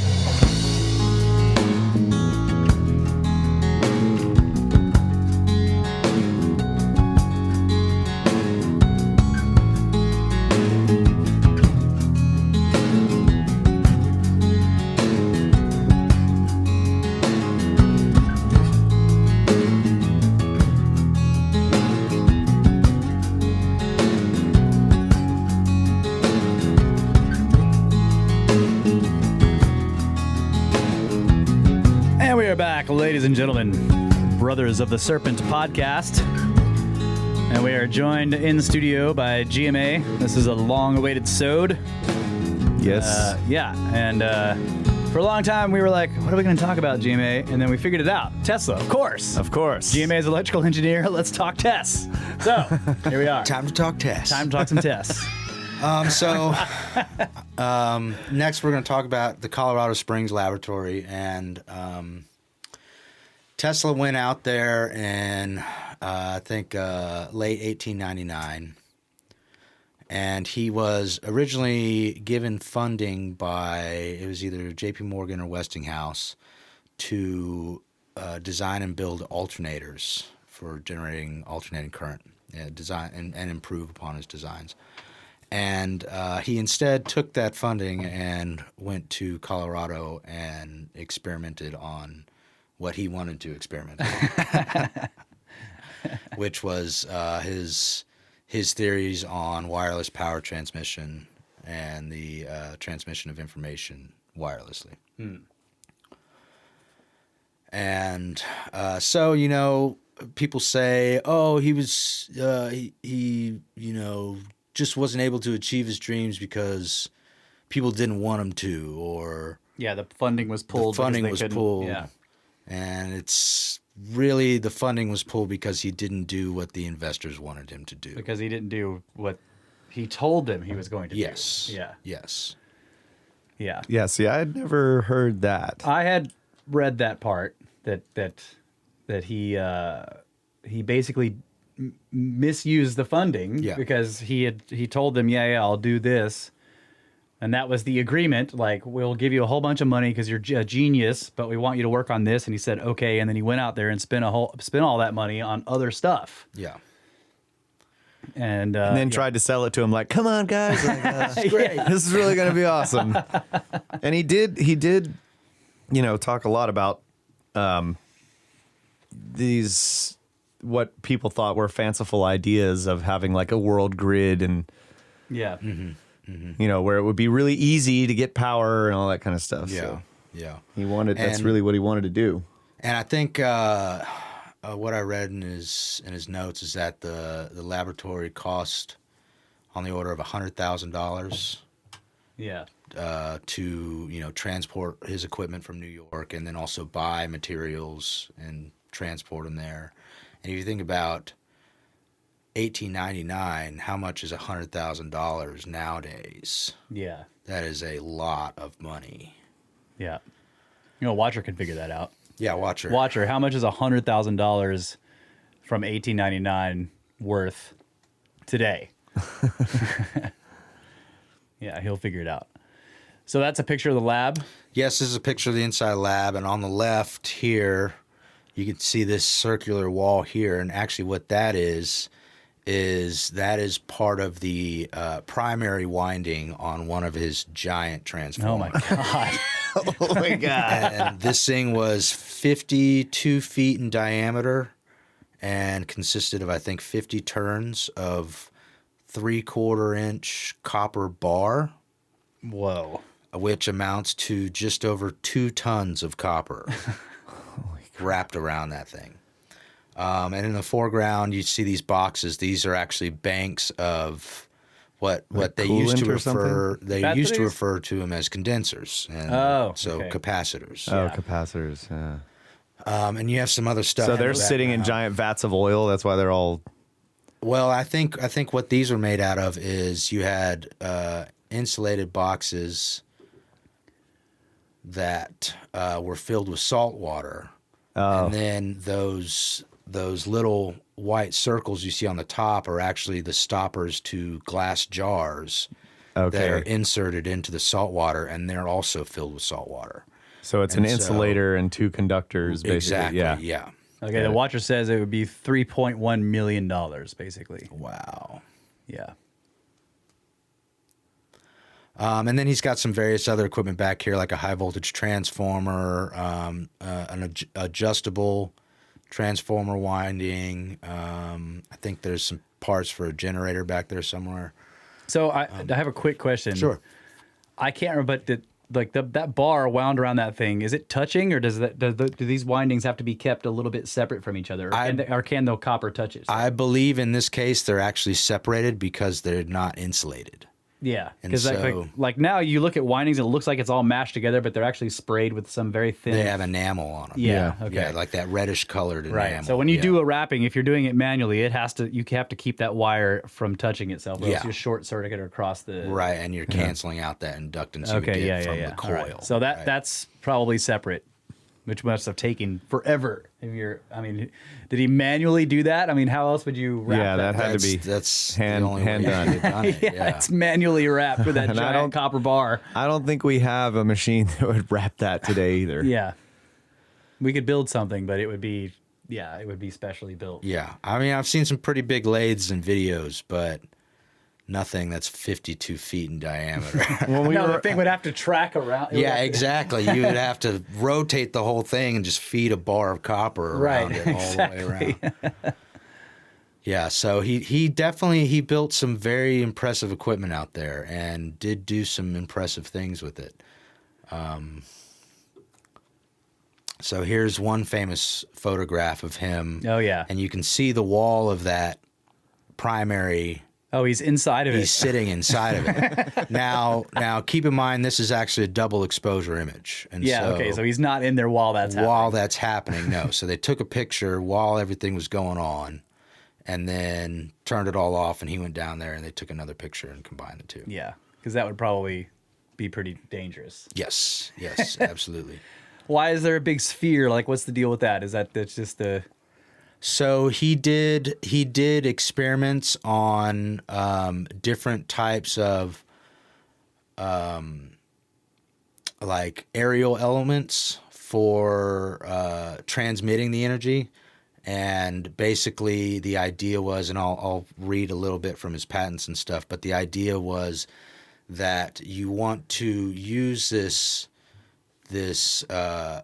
coupled windings and feed that energy into either a plate or a spherical element that would resonate and emit the electric field that you're trying to project. But the idea that he came across is that you want to get that potential as high as you can without that arcing and all that. And so obviously the arcing is going to be dangerous. You're going to start fires. You're going to cause all kinds of issues if you're trying to give people, the public municipality, power to people, and it's throwing sparks everywhere. Yeah. And so it looks like it's crossing that gap and hitting, what is that thing? So these towers on the right are other large inductors that he built. So large coils. that's windings on those. Yeah, those are fine windings there. And and this structure on the inside here is the secondary. Oh. So you can see there's windings running along that. And so you have your primary, which is the large wall, the primary of your transformer, and then you have the secondary right there. So the electromagnetic field, you have to imagine, is coming out of the center of that secondary and going way out Through the ceiling and way outside of the building. Yeah. It's a giant magnet. That's crazy. Yeah. I love this. Yeah. Huge It's magnets. great. It definitely probably made portals.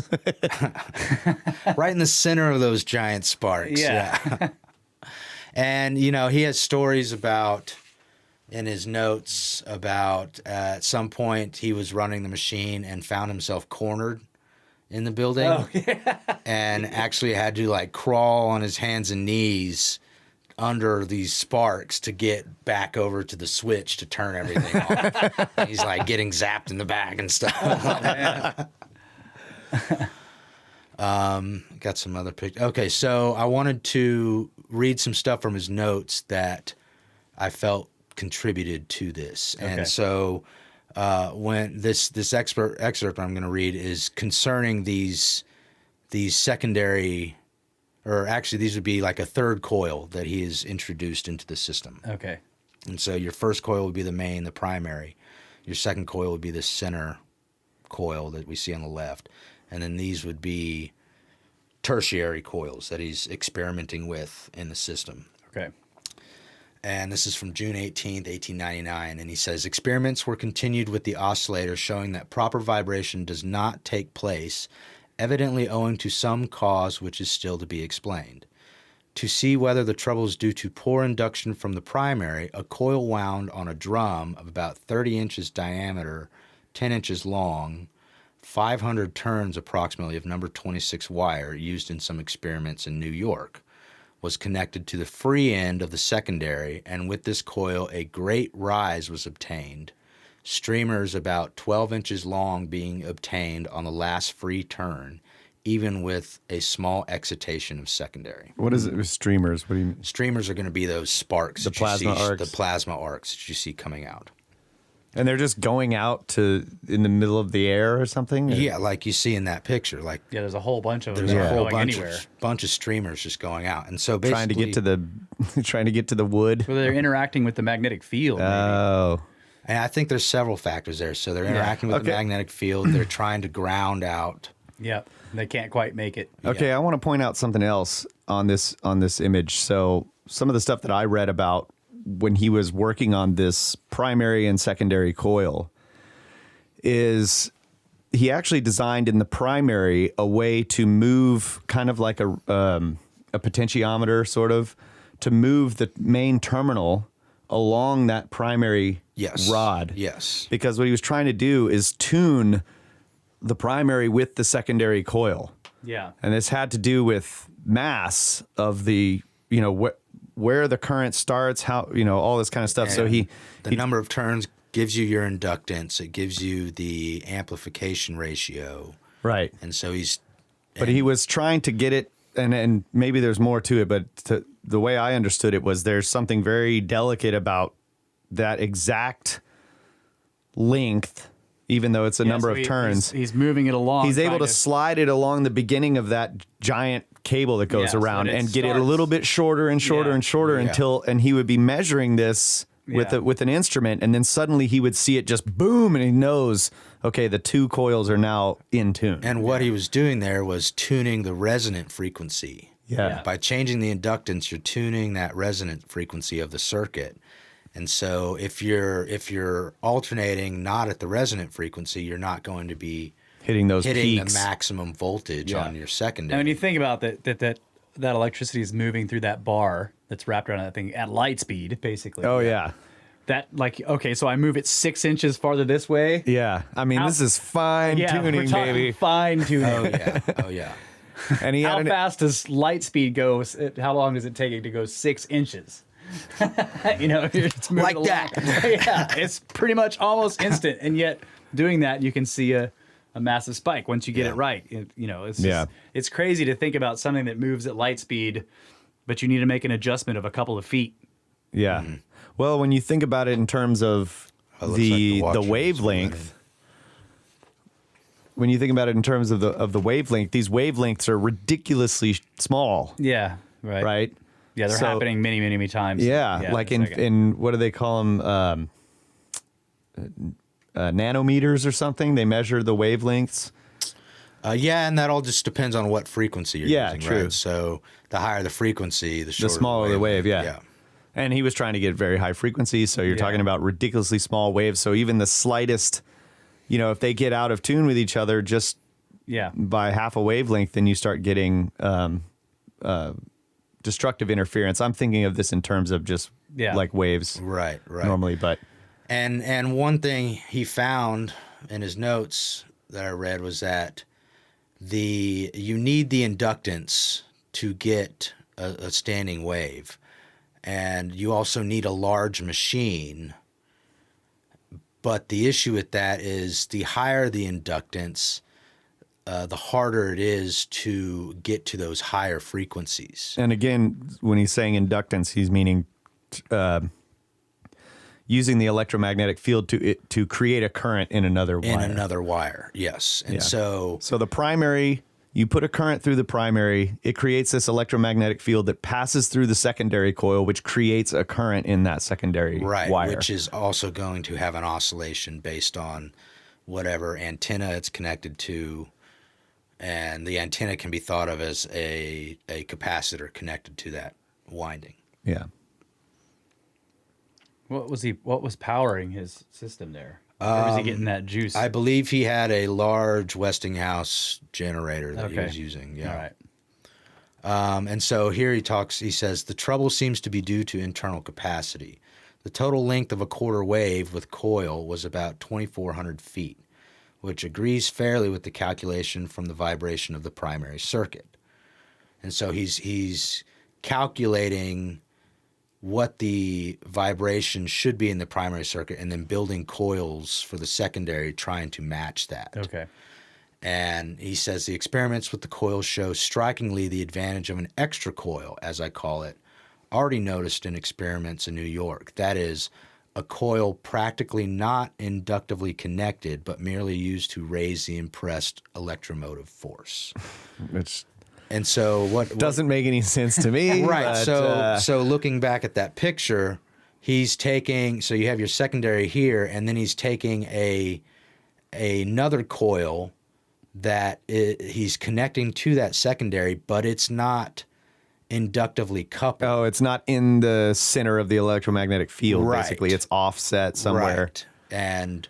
And what he found is that allowed him to drive the peak voltage much higher. See, this is really interesting. This is why, like, the typical transformer, like, he's basically walking around inside the transformer and able to kind of move stuff around and put, like move elements around in there and see where- how they affect Yeah. the resonance and the behavior of the circuit. that's so cool. Yeah.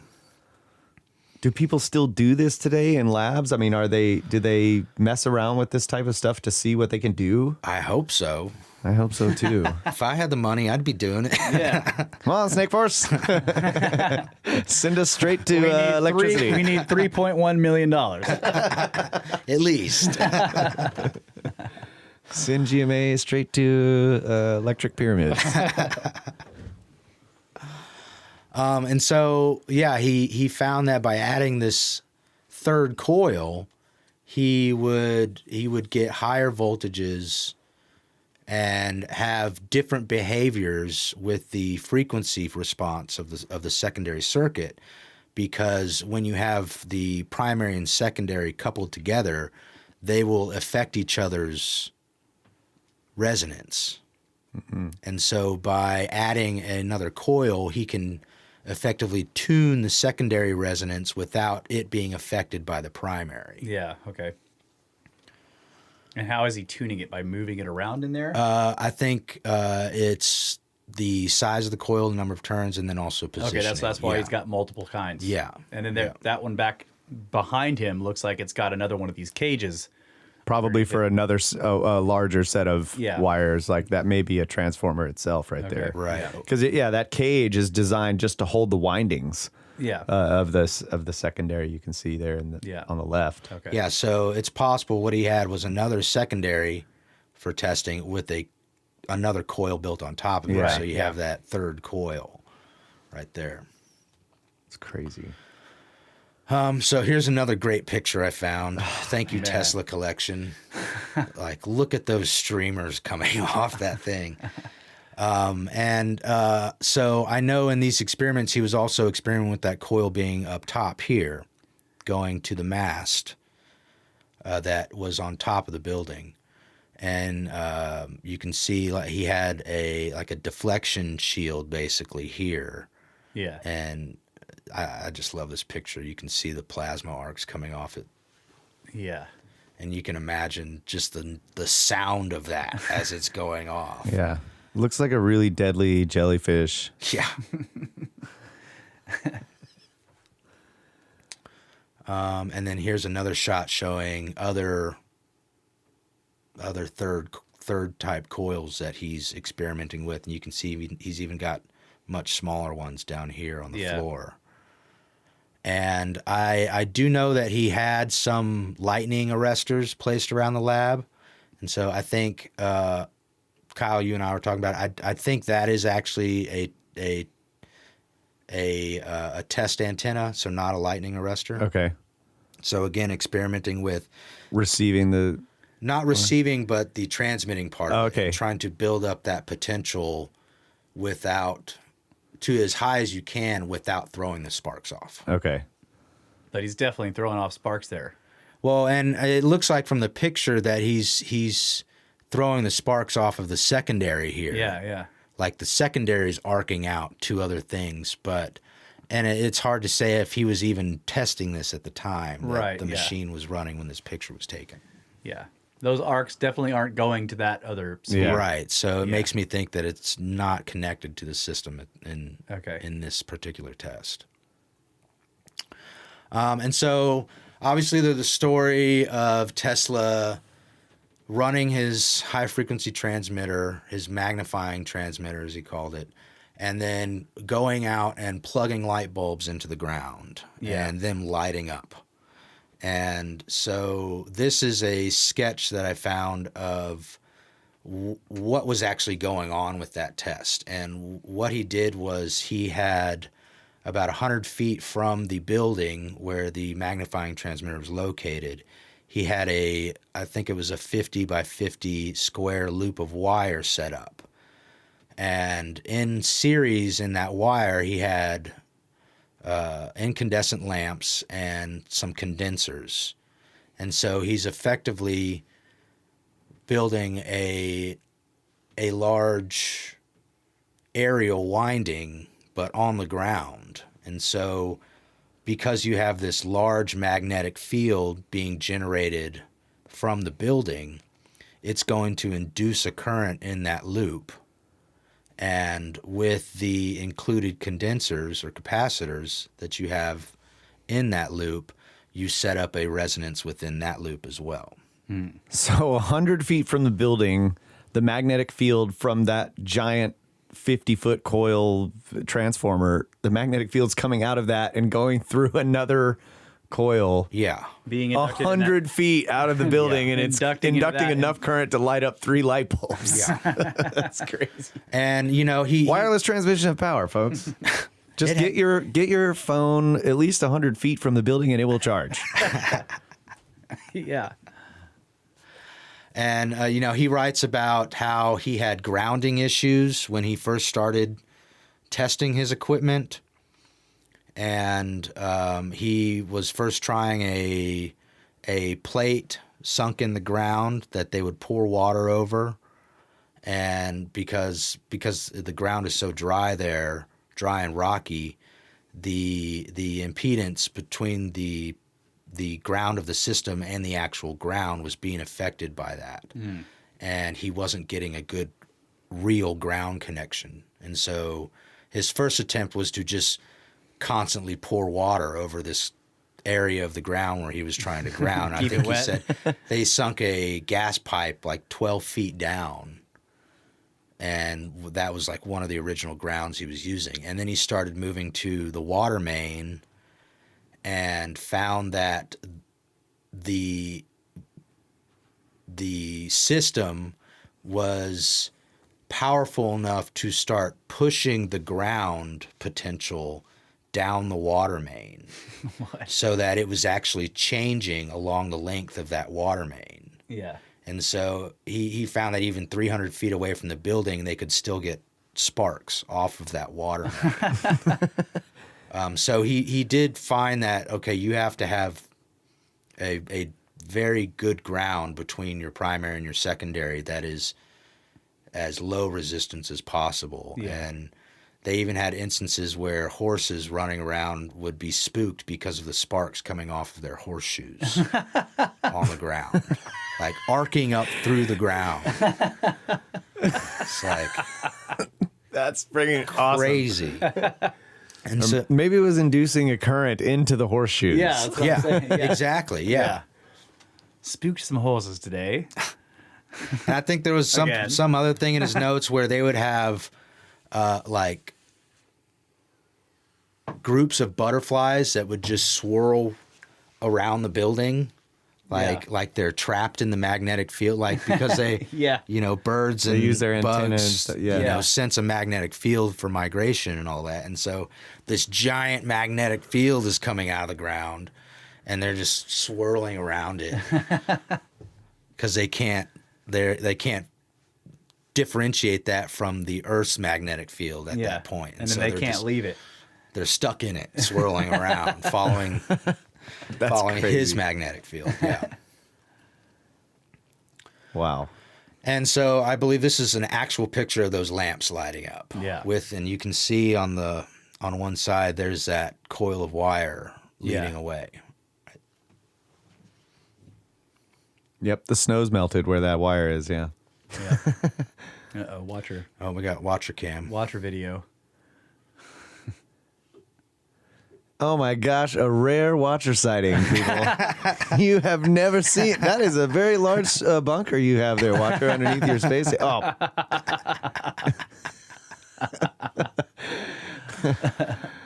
Let's see, what do I got next here? Okay, so from all his experimentation and I thought I had a picture here of this. Okay, so he had 2 patents that he referenced in the main patent for his Wardencliff tower, which we'll get to here in a little bit. But I wanted to read these because I can't really say it any better than he says it, and it gives us a good idea of the behavior he's seeing and what he's figuring out from these experiments. And so he says, and this is from patent 645576, System of Transmission of Electrical Energy.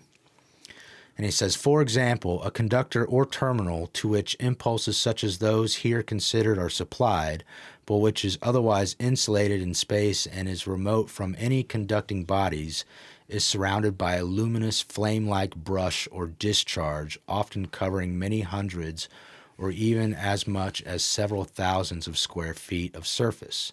This striking phenomenon, clearly attesting the high degree of conductivity which the atmosphere attains under the influence of the immense electrical stresses to which it is subjected.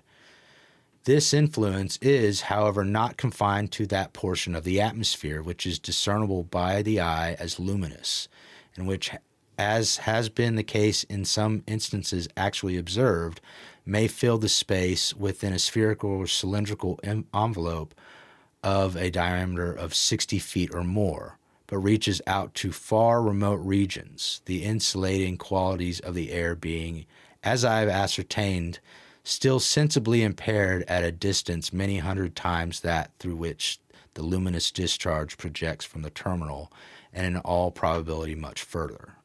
And so what he's saying there is that even though you see this arc shooting out, you still have the projection of that electric field much further out than where you're just seeing the arcs happen. And where did I leave off? The distance extends down there at 100. Yeah. Oh, yeah.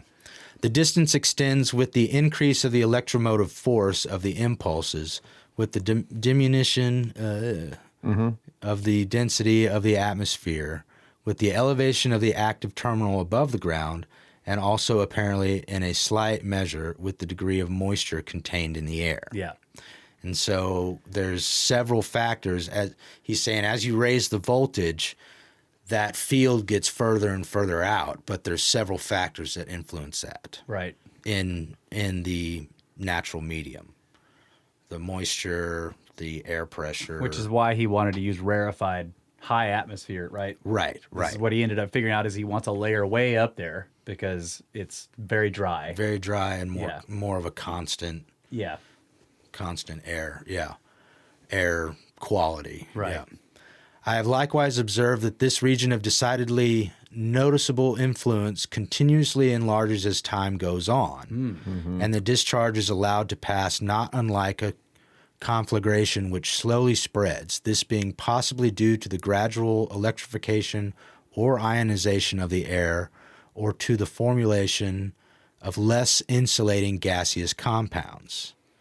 It is furthermore a fact that such discharges of extreme tensions, approximating those of lightning, manifest a marked tendency to pass upward away from the ground, which may be due to electrostatic repulsion or possibly to slight heating and consequent rising of the electrified or ionized air.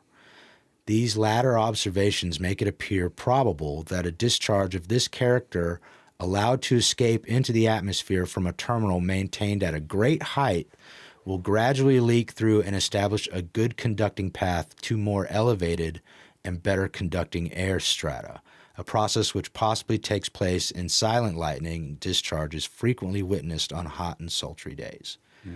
And so you can see this if you go look at slow-mo pictures of lightning, where it appears that the lightning is stepping, so it will break through a barrier of air and then move horizontally. Yeah. Like In that layer of that air layer.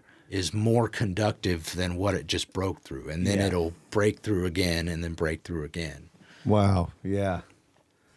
So yeah, this goes to the idea that this like lightning is not really, it's a build up and then discharge and build up and then discharge. But if you had a constant supply of high voltage electricity, that it would slowly spread whether it was ionization or whatever, it's kind of pushing out the less or the more insulating materials and exploiting the more conductive materials And connecting them to each other. Drawing them in. And he says it even possibly forming more conductive, less insulating gaseous compounds. Yeah, so the Like the power itself would be making gases which are less insulating. like ozone. Yeah, Right. It's freaking awesome. Yeah. All right, we got to take a break. Oh, all right. All right. This is great. Yes. Thank you, GMA. Yeah. Oh, yeah.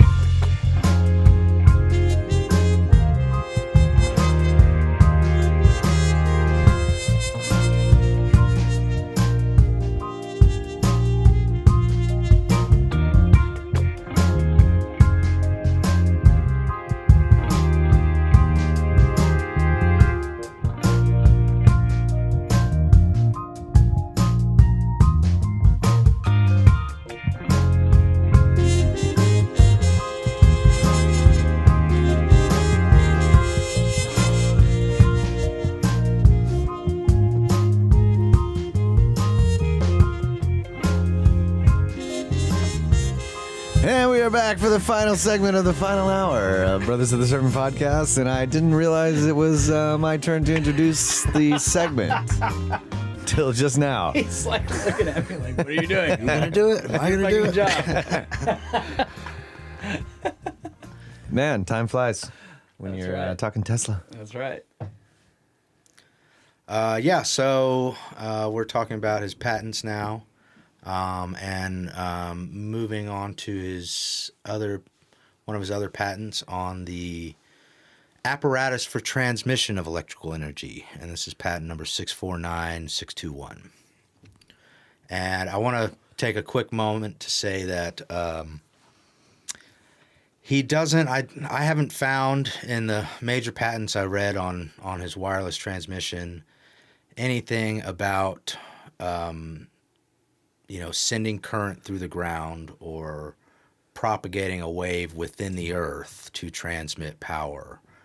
So nothing about Earth resonance. Nothing about earth resonance, but he does in his Colorado Springs notes talk about a night when they had severe thunderstorms move through, and he was seeing a very large amount of lightning from these storms, and he was able to set up one of his sensitive detectors that he had built, and found that he was able to dial in the detector, and he could hear clicks coming from the lightning charges. And as the storm moved further away, those clicks got fainter and fainter. Yeah. But then at a certain point, they started louder and louder again. Yeah. And so he deduced from that you could actually stimulate standing waves in the earth with a large enough amount of power. Yeah, so the storm was close enough to where he's picking it up say the the high side of the wave or whatever. Exactly. And then it moves away and it gets to a point to where the distance from the storm to him is getting closer to zero. To a nodal point. And then as it keeps moving away, it starts reaching a point where the wave, by the time it reaches his position, is now climbing back up in energy level. Yeah. Yeah. Okay. It could also be that the storm moved into an area that wasn't as conductive, and then it moved back over an area that was like more granite, conductive. like he was on, and it was Yeah, and the other thing I was thinking was ley lines or something like that. Like faults or something. Yeah, but I like the standing wave idea. Yeah. I mean, if it was red, because I think I remember, maybe I'm misremembering this, but I read those notes. Yeah. And he said that happened multiple times as it moved away. As it moved away. So, and it was a regular sort of, so that would more imply that it was a standing wave. And not random geographic formation. Yeah, geological formation. deposits, yeah. And so what you're seeing here is An apparatus for the an transmission. apparatus. And on the left side, you have what are two different coils, one wrapped around the other. And so A denotes the secondary of a transformer, basically, and C denotes the primary. And down G is going to be your spark gap and power source that are stimulating the primary. And you'll notice in this drawing you don't see any capacitors on the transmitting side, and that's because Tesla had a different type of coil that he designed called a pancake coil that he found actually has internal capacitance because of how he winds the coil. And I haven't put a drawing in here of that, but basically instead of having a regular spiral, what you have is two leads that are spiraled. Oh. And then one of the leads is connected back into the other. And so what that does is, at that point, the potential that's being fed into the coil is maximized between the two conductors that are touching in the spiral, instead of having a potential that's slowly degrading as you get towards the center of the spiral. And so because you have that maximized potential between the alternating conductors, that gives you an internal capacitance for the coil as well. And what that does is increase the coil's capacity to, one, generate a magnetic field, and two, have its own natural resonance because you have that capacitance built in. Okay. And if anybody's interested in that, I don't remember what the patent number is, but it's a bifilar pancake coil, basically, is what it's called. And we watched some videos on this last night, and it's pretty interesting, some of the stuff that people are illustrating or showing in their videos of what the bifilar does versus the monofilar. Yeah, I guess is what it is when it's just a single wire. And they show, for example, that using a bifilar coil in power generation, like if you're going to move magnets past the coil to create an electric current inside the coil, measuring the voltage and amperage and the current out of a monofilar is, say whatever it is, and then you put the bifilar coil there and you move the magnets over it, and it's way more of both. Because of the built-in capacitance? Yes, you see a higher voltage output and a higher current output. So it's more of a free lunch. Yeah. Not totally free. Yeah. But you're getting more bang for your buck. The salad is free. Yes. Maybe soup. Okay, maybe the soup is free. Yeah. So one of the guys in the video was just like, this should be being used in all electrical generators because it definitely produces, you get more power out of the motion of the spinning of the magnets next to a coil or whatever. So if you're powering a motor with diesel and you're spinning these magnets over a coil, if you make a bifilar coil instead of a monofilar coil. more You're just going to get more power out of it. Yeah, which makes the whole thing more efficient because Yeah. you don't have to run the motor up so high to get. Yep. So Yeah.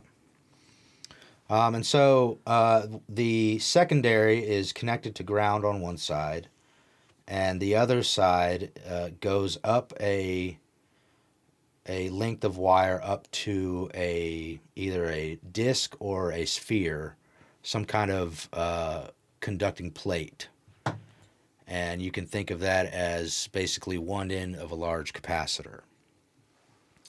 And the transmitter side mimics this transformer capacitor aerial setup, but the primary, instead of being connected to a power source, is connected to loads like light bulbs or motors or any other device you would want to provide power That's to. the receiver side? That's the receiver side Okay. on the right, yes. And so you're using your spark gap to create a resonant frequency in your primary, which is inducing a resonant frequency in your secondary. And because you have capacitive coupling between these two aerials, you have an electric field set up between those two aerials, and you can transfer power between them. And then that power is brought down in the receiver aerial, and through this next set of coils, you can step that back down. It reverses the process. It reverses the process, yes. So going back to the water analogy, you're taking your say high flow, and you're converting that to low flow, high pressure. Yes. And so you can say shoot it out a long way, and then your receiver takes the high pressure, low flow, and then converts it back into low pressure, high flow. Yeah. And if you think about And what's allowing the transmission across? It's conductive of the conductivity of the atmosphere. So part of it is the conductivity of the atmosphere, and I think part of it is also the capacitive coupling between the two. So you actually have an electric field set up. You're establishing an electric field between Yeah, the but two. what establishes that? So Because he talked about before that you turn this side on, and over time it will that electric field spreads and spreads spreads. further. Okay, and yeah, further yeah, away. that was that was what I was getting Yeah. at. Okay, so yeah, you have to turn this one on and wait until it generates an ionized layer or whatever it is in the atmosphere, and then this one will start receiving energy from it because the atmosphere actually conducts it like a wire as opposed to it being transmitted like people think of Right. a radio or Right. radio waves or microwaves or something.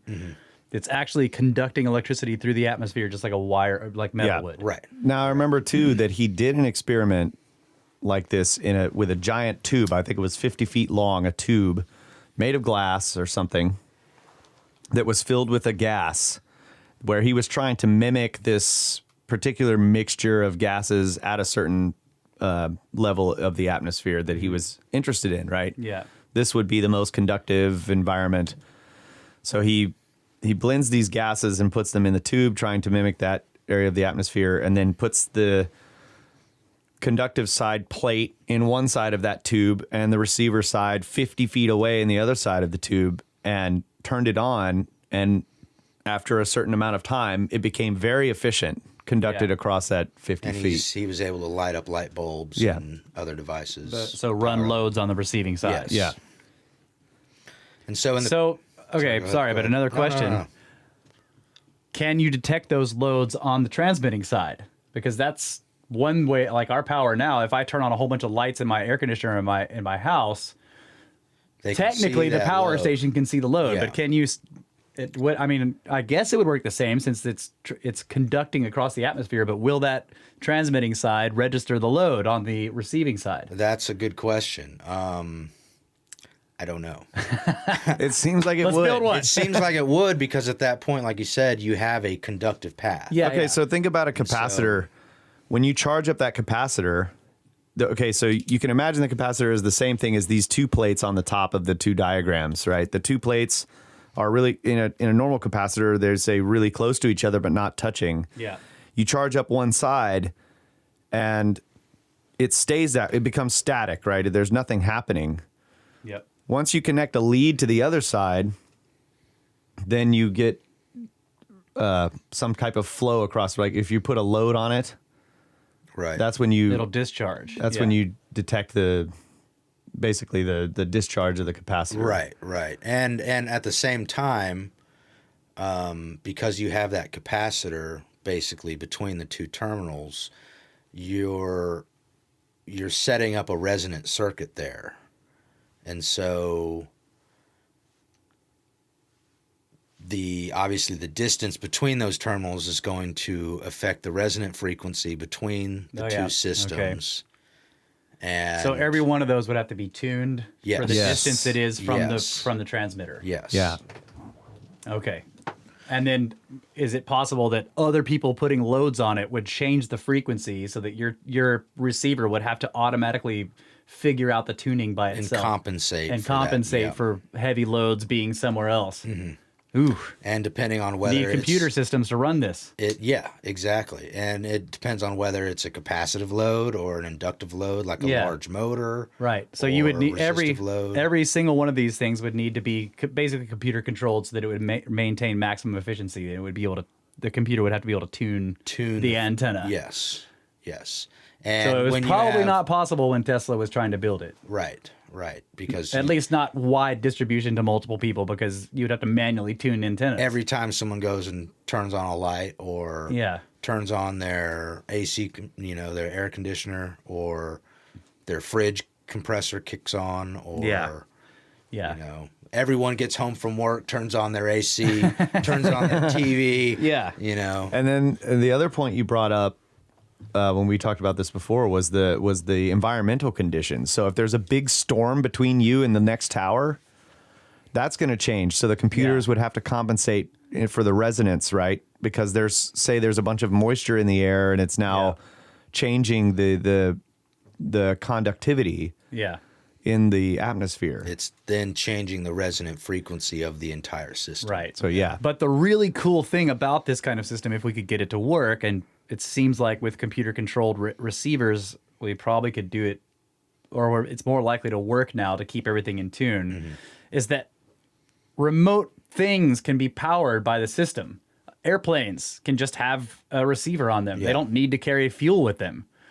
Because it's like, power generation stations are still burning coal or gas or whatever, or maybe you got windmills or whatever. That's a really good point. Something's generating power, but the cars and the airplanes and the ships out at sea don't need to carry giant tanks of fuel with them because they just receive it from this, and it's being burnt more efficiently at the power generating stations. Then they could burn it. And that brings up another good point is that for that airplane, because it's moving, right? You've got a tower here and a tower there. So you have this massive grid. Like get rid of all the wires, pull down all the wires off of all the telephone poles. Yeah. Roll them up into coils and attach them to the telephone poles. Right. Yeah, So now you have this, all the telephone poles still exist. They're just, the wires aren't strung between them. There's just these coils you just on each telephone pole to continue this resonant system. Yeah. So as a vehicle is moving, it's going closer and closer and closer, and then further and further away, and then closer and closer to the next one. So it would have to be constantly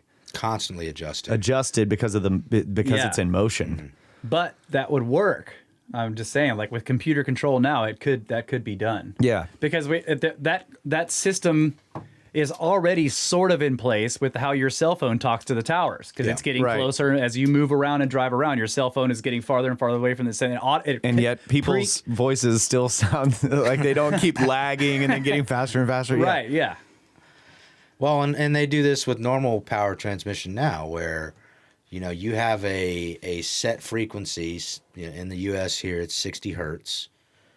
And as people add and remove loads from that power system, the generators have to compensate for those resistive, capacitive, inductive loads and slightly adjust so that frequency stays constant. Okay. Within, so that's happening in the power station. Minus 1%. That's happening in the power station. That's happening at the power station. Or at one of the big or at the substations. Yeah, they're doing it with all the equipment in the substation. Yeah. Keeping the frequency for that area set. Yeah. Mm-hmm. Okay. Cool. Let's keep going.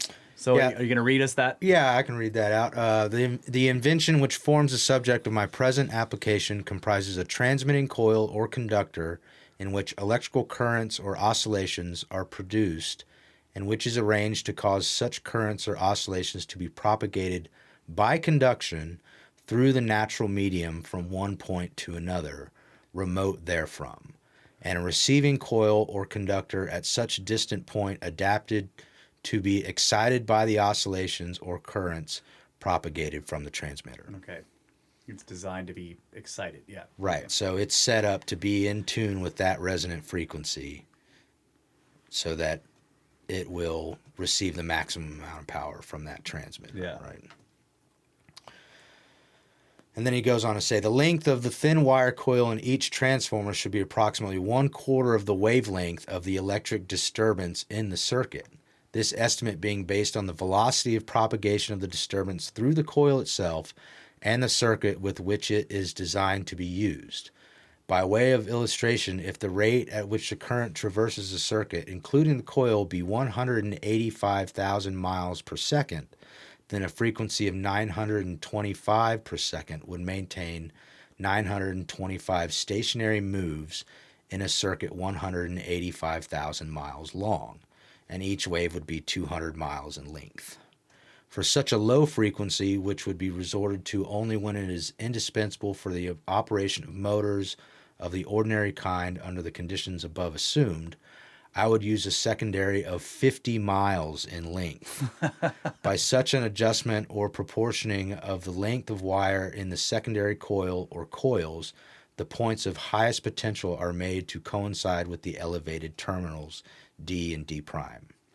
And it should be understood that whatever length be given to the wires, this requirement should be complied with in order to obtain the best results.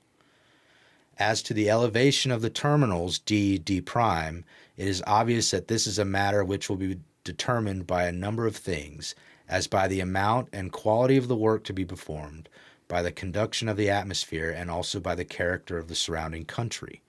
Thus, if there be high mountains in the vicinity, the terminals should be at a greater height, and generally they should be always be at an altitude much greater than that of the highest objects near them.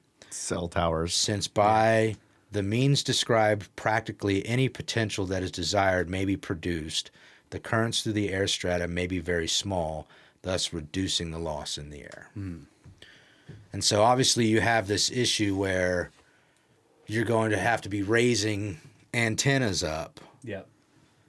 and it has to be based on the geography around there. Do you have mountains? Do you have, a deep valley that you have to get power down into? Yep. What is the quality of the air? How good does the power have to be on the receiving end? Like, our light bulbs don't need nearly the quality of power that, something like a computer power supply does. Or like a expensive. home just doesn't need what a big factory needs. Yes. Yeah. Yeah.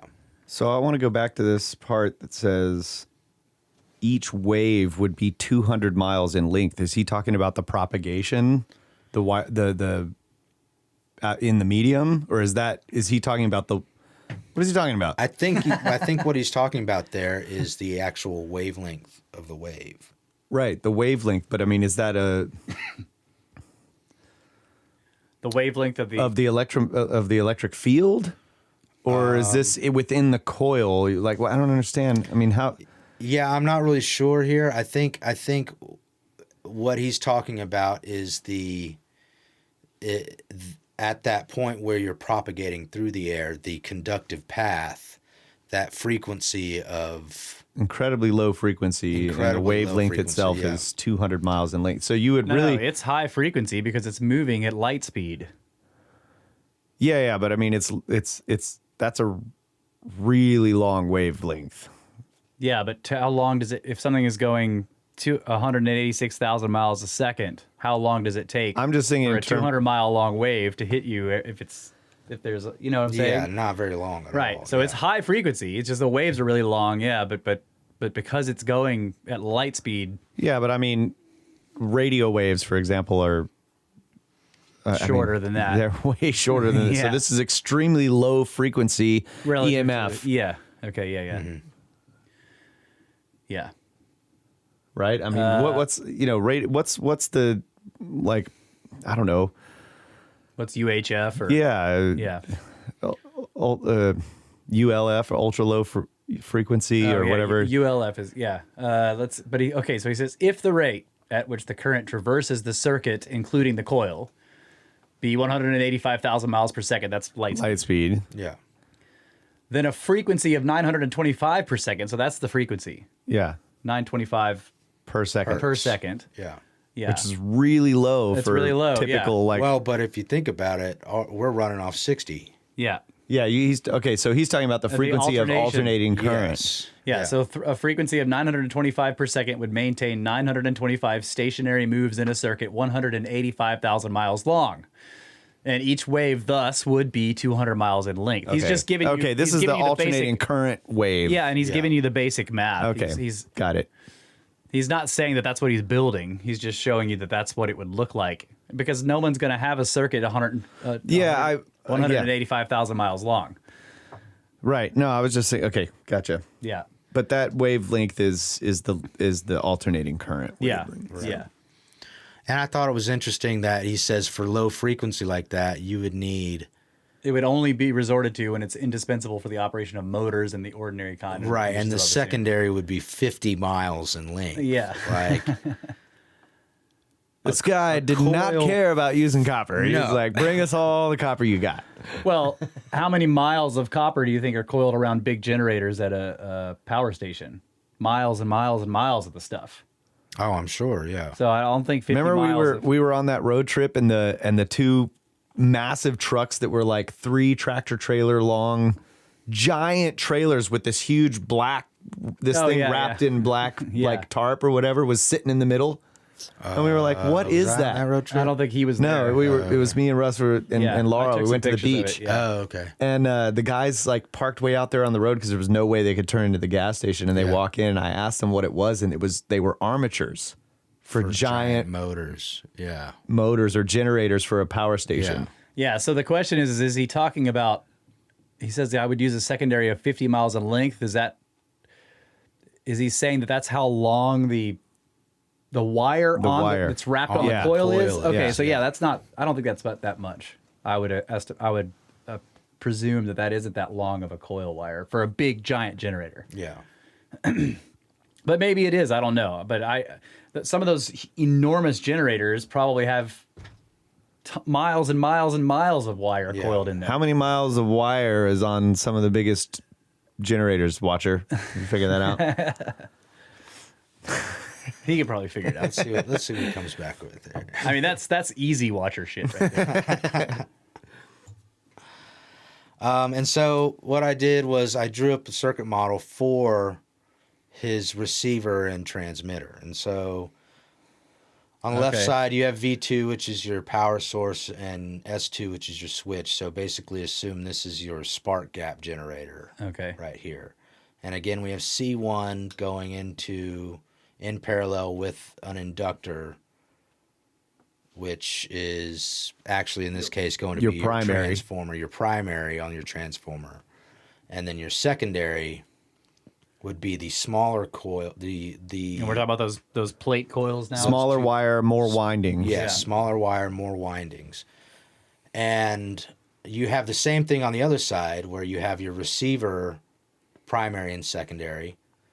And in this case, I used the capacitor C3 as a load. Okay. And in the middle, you can think, so the That's the capacitance of secondaries, the air. that would be going up to your antenna, and then you'd have a capacitance between the two antennas. Yeah. So those plates there on C2 would be the two antennas, basically. Right. And so looking at the graph here, when you hit the switch, what's going on here is you can see the blue and red diminishing curve like we saw in the original example. Yeah. And you actually have very high frequency going on here. That's why it's just a solid color, because the time scale. Oh, okay. It's really high for It's okay. really high frequency, and the time scale is such that it just looks like a solid So that's actually a thin line going up and going down. up and down many times. Okay. And I had it at 10 milliseconds per division. And so every dashed line going left to right is 10 milliseconds. Okay. So you can see that it is very high frequency. And the two plots look different in scale because I had to change one of them so that you could see both plots. Otherwise, they overlap. Okay. And what you're seeing in red is the voltage across the capacitor C1 and its corresponding inductor. And the blue plot is the voltage across the load capacitor coming off the primary from the receiving end. Okay. And they have, the red plot has a 50 volt per division scale, and the blue plot has a 100 volt per division scale. But if you change them to be the same, they overlap. Right. And so what you see there is that the voltage generated on one side is transferred, stepped up, so you have a step down of current that's transferred through your air capacitance gap, and then it is then stepped back down to your load, and your output voltage is matching your input voltage there. Yeah. And so from a theoretical circuit perspective, your power in is equal to your power out at the receiving station. Right. Not in real life, but theoretical circuit. Theoretical circuit here. Yeah. Obviously, you're going to have losses. Yeah. Thunderstorm comes in, changes your C2, changes your resonance frequency. You know. Yeah. What is the 10? What is that under above Farads air? or whatever. Microfarads. Microfarads. Microfarads. Okay. And I just put a value in there. I wasn't really worried about. Now, actually, I did do a little testing, and changing that value will result in, depending on which way you go, you can get severe attenuation of your output signal Okay. based on, you know, the effects it has on the resonant qualities of your two secondaries. Now, is that resistance? It would be capacitance. Oh, right? capacitance. Okay, yeah. And so if you have two, I'm trying to remember what, I think if you have too high of a capacitance, then you start getting attenuation. Yeah, because the air starts holding all of that energy. It's filling Yeah. up a giant tank. The water tank becomes massive at high capacitance, and so it's all up there. Right. And it's changing the resonance coupling between Yes. these two. So, Okay. So, So it has to be tuned by a computer. yeah. And so your swing is pushing on this side, and this is at a different resonance, and so the swing isn't pushing at the right time for the other side, basically. Yeah. And so that takes us to Tesla's ultimate goal, The Or at UFO least on top of the tower. the UFO on top of the tower. I mean, we saw this in Men in Black too. yeah. And this was Wardencliff. This was located on Long Island. This is a picture showing the laboratory and the tower that he was working on constructing. And I think this is about as far as he made it before he was denied any additional funding. Yeah. And so here's the patent drawing for that tower. And so what you can see down at the bottom, you have G is your condenser, your capacitor for the primary winding. And these little circles here, the larger circles at the bottom of the diagram represent the primary of the transformer. Okay. And then the small ones are the And then secondary. the small ones are your secondary. And you can see that the secondary then comes into this coil here, which is going to be that third coil that we talked about, which raises your voltage, your emotive force, right? Electromotive So he force. decided it should be connected to the secondary coil, but he just makes another coil above it. Right. But it's still using the same wire. Right. Okay. And this is connected through this shaft up to the cupola is what he called it. That is, it can either be a smooth surface or a segmented surface made up of smaller radiused pieces. Okay. And so the idea here was to charge that up as much as possible and maintain a smooth surface that you could charge up without getting arcs. Yeah. And he included in here, you can see at the very top, there's one node that's a smaller radius and protrudes a little further from everything. Yeah. And what this was basically a pressure release valve. So the radius of these individual segments determines the charge density that can build up on the surface. And once you get to a certain charge density, you get that arcing, you get that those sparks flying. And because this one piece has a smaller radius, you can get a higher charge density there that will leak out in the case of an overvoltage, basically. Okay. Yeah. And he had wooden supports designated for the sides as a ideal insulator there. And you can see here he has the same, at point D and H, he has the same type of hood, protective hood that we saw in the Colorado Springs lab where those giant arcs were coming out from that's it, right? what that is. Yeah, it's a hood. And what he says here, and this is from patent 1,119,732, apparatus for transmitting electrical energy. In endeavoring to adapt currents or discharges of very high tension or high voltage to various valuable uses as the distribution of energy through wires from central plants to distant places of consumption, or the transmission of powerful disturbances to great distances through the natural or non-artificial media, I have encountered difficulties in confining considerable amounts of electricity to the conductors and preventing its leakage over their supports, or its escape into the ambient air, which always takes place when the electric surface density reaches a certain value. The intensity of the effect of a transmitting circuit with a free or elevated terminal is proportionate to the quantity of electricity displaced, which is determined by the product of the capacity of the circuit, the pressure, and the frequency of the currents employed. So basically the inductance and capacitance, the voltage which you're putting into it, and the frequency that the system resonates. The frequency of the alternating current. Yes, Okay. that the system resonates at.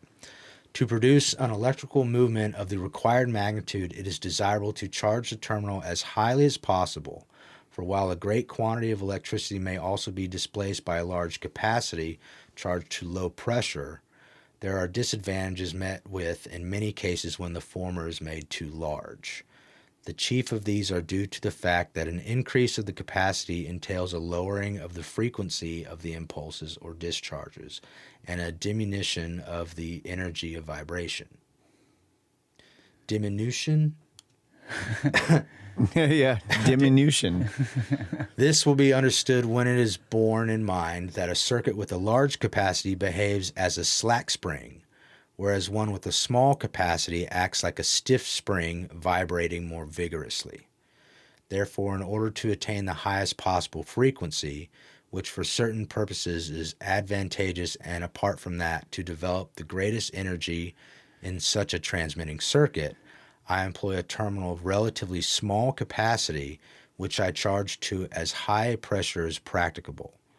To accomplish this result, I have found it imperative to so construct the elevated conductor that its outer surface, on which the electrical charge chiefly accumulates, has itself a large radius of curvature, or is composed of separate elements which, irrespective of their own radius of curvature, are arranged in close proximity to each other, and so that the outside ideal surface enveloping them is of a large radius. Yeah. Okay. Because that spreads out the charge, Yeah. right? Yeah.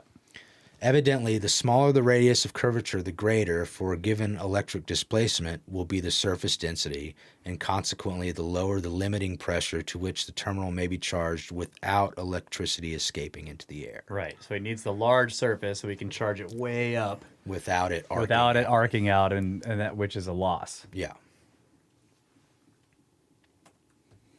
Man, if he had the technology of today Yeah. to work on this idea, Yeah. I mean, because you think about some of the stuff I read about, him experimenting with stuff. He would go try to find, these steel manufacturers to make him, the finest piece of, give me the finest rod of steel you can make. Yeah. Because he's wanting consistency in the Yeah. metal, and it's just like, you think about those, just with the materials that he was able to work with, like he's building stuff out of wood because it's the best insulator. I mean, they can make so much stuff today with aggregates or the steel construction capabilities. Oh, the steel you can go buy basically anywhere these days. Yeah. Is Way so much higher quality than what Yes. you could get back in his day. Yeah. And it would be so easy for him to contract somebody to build some massive, incredibly smooth and symmetrical toroid or whatever it Yeah, was. think That of he, the machining abilities we have. yeah. Yeah. Man. And so this is a circuit Too soon. diagram of Wardencliff, and it's basically the same thing that you saw with the previous circuit diagram, where you have your spark gap generator on the left-hand side represented by V2 and S2. And then you have your C1 in parallel with your transformer primary, which would be your first capacitor inductor pair. And then you have your secondary connected to the third inductor he talked about, L1 here, which would be your mast. Okay. And then that goes up to your cupola, and that would form the left-hand side of the C2 capacitor plate. And that capacitance would be the air between your magnifying transmitter cupola and whatever receiving terminal you have on the right side. Yeah. And so the right-hand side of the circuit is just the same receiving circuit that we saw in that previous example. Okay. And this is just to kind of give you an idea that the layout is really fundamentally the same. Yeah. And not a lot has changed between those Except two we patterns. got L1 now. In there. Right, right.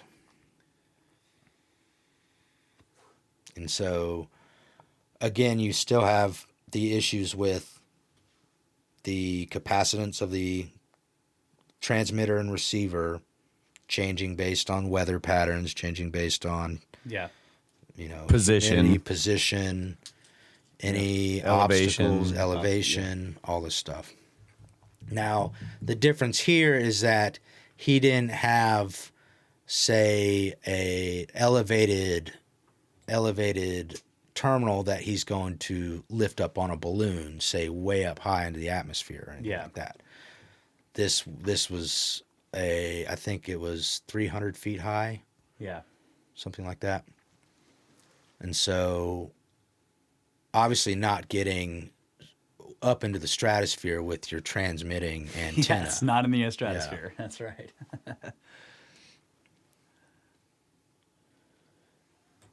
All right. And I think that's all the slides I got. So now we can Okay, so talk about stuff. let's talk about Well, I the wanted to know how does that change the wavelength over there? Does that L1 mast change the readout that you get on when you run? So the behavior is basically the same, Okay. and really what it affects is the I thought you were going to give us a big reveal on now. Look what it does to the wavelength. no, it's basically the It's same. the same. Okay. It does change somewhat the frequency response, so you'll get a different frequency, and you can see a higher voltage spike peak. from it. Yeah. Okay, so two things then we can discuss before we close this out, or unless Kyle's got more. But the two I would talk about is, number one, the power has to come from somewhere. That's what I was going to talk about. Yes. We would need to talk about this idea That it's free energy. It's not. He needs a source of power.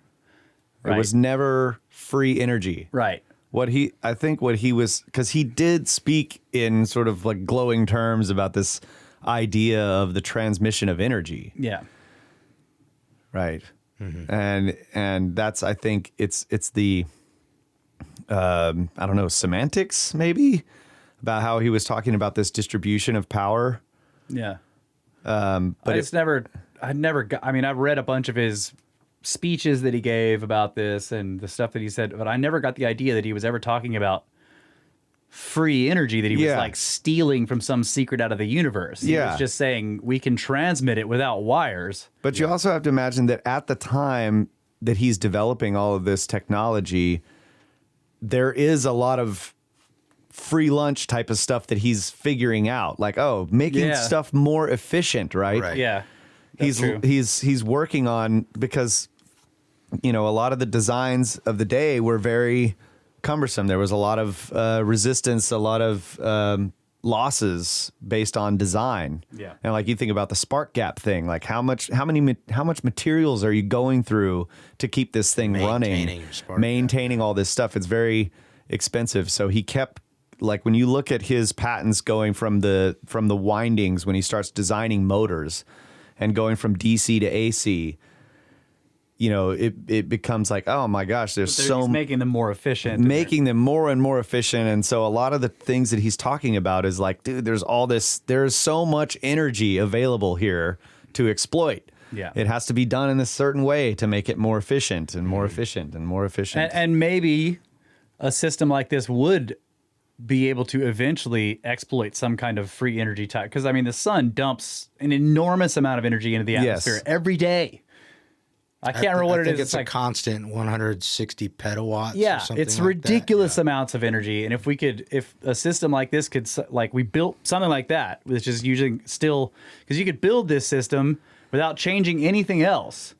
You don't have to change. All your hydroelectric and your coal or your gas power plants, they stay the way they are. Yeah. So going back to your initial point, you have to have a power source to pump into this, to input into the tower that then transmits it. This is a transmission system. Yeah. That requires no power lines. That's the point that I always get from it, is that it isn't free energy. Now, maybe we build something like this and find out that there are better free lunches, and we can stop running the other power plants eventually, because we can suck those hundreds of petawatts out of the atmosphere. Well, and also you have line losses through transmitting power over long distances on conductors. Yeah.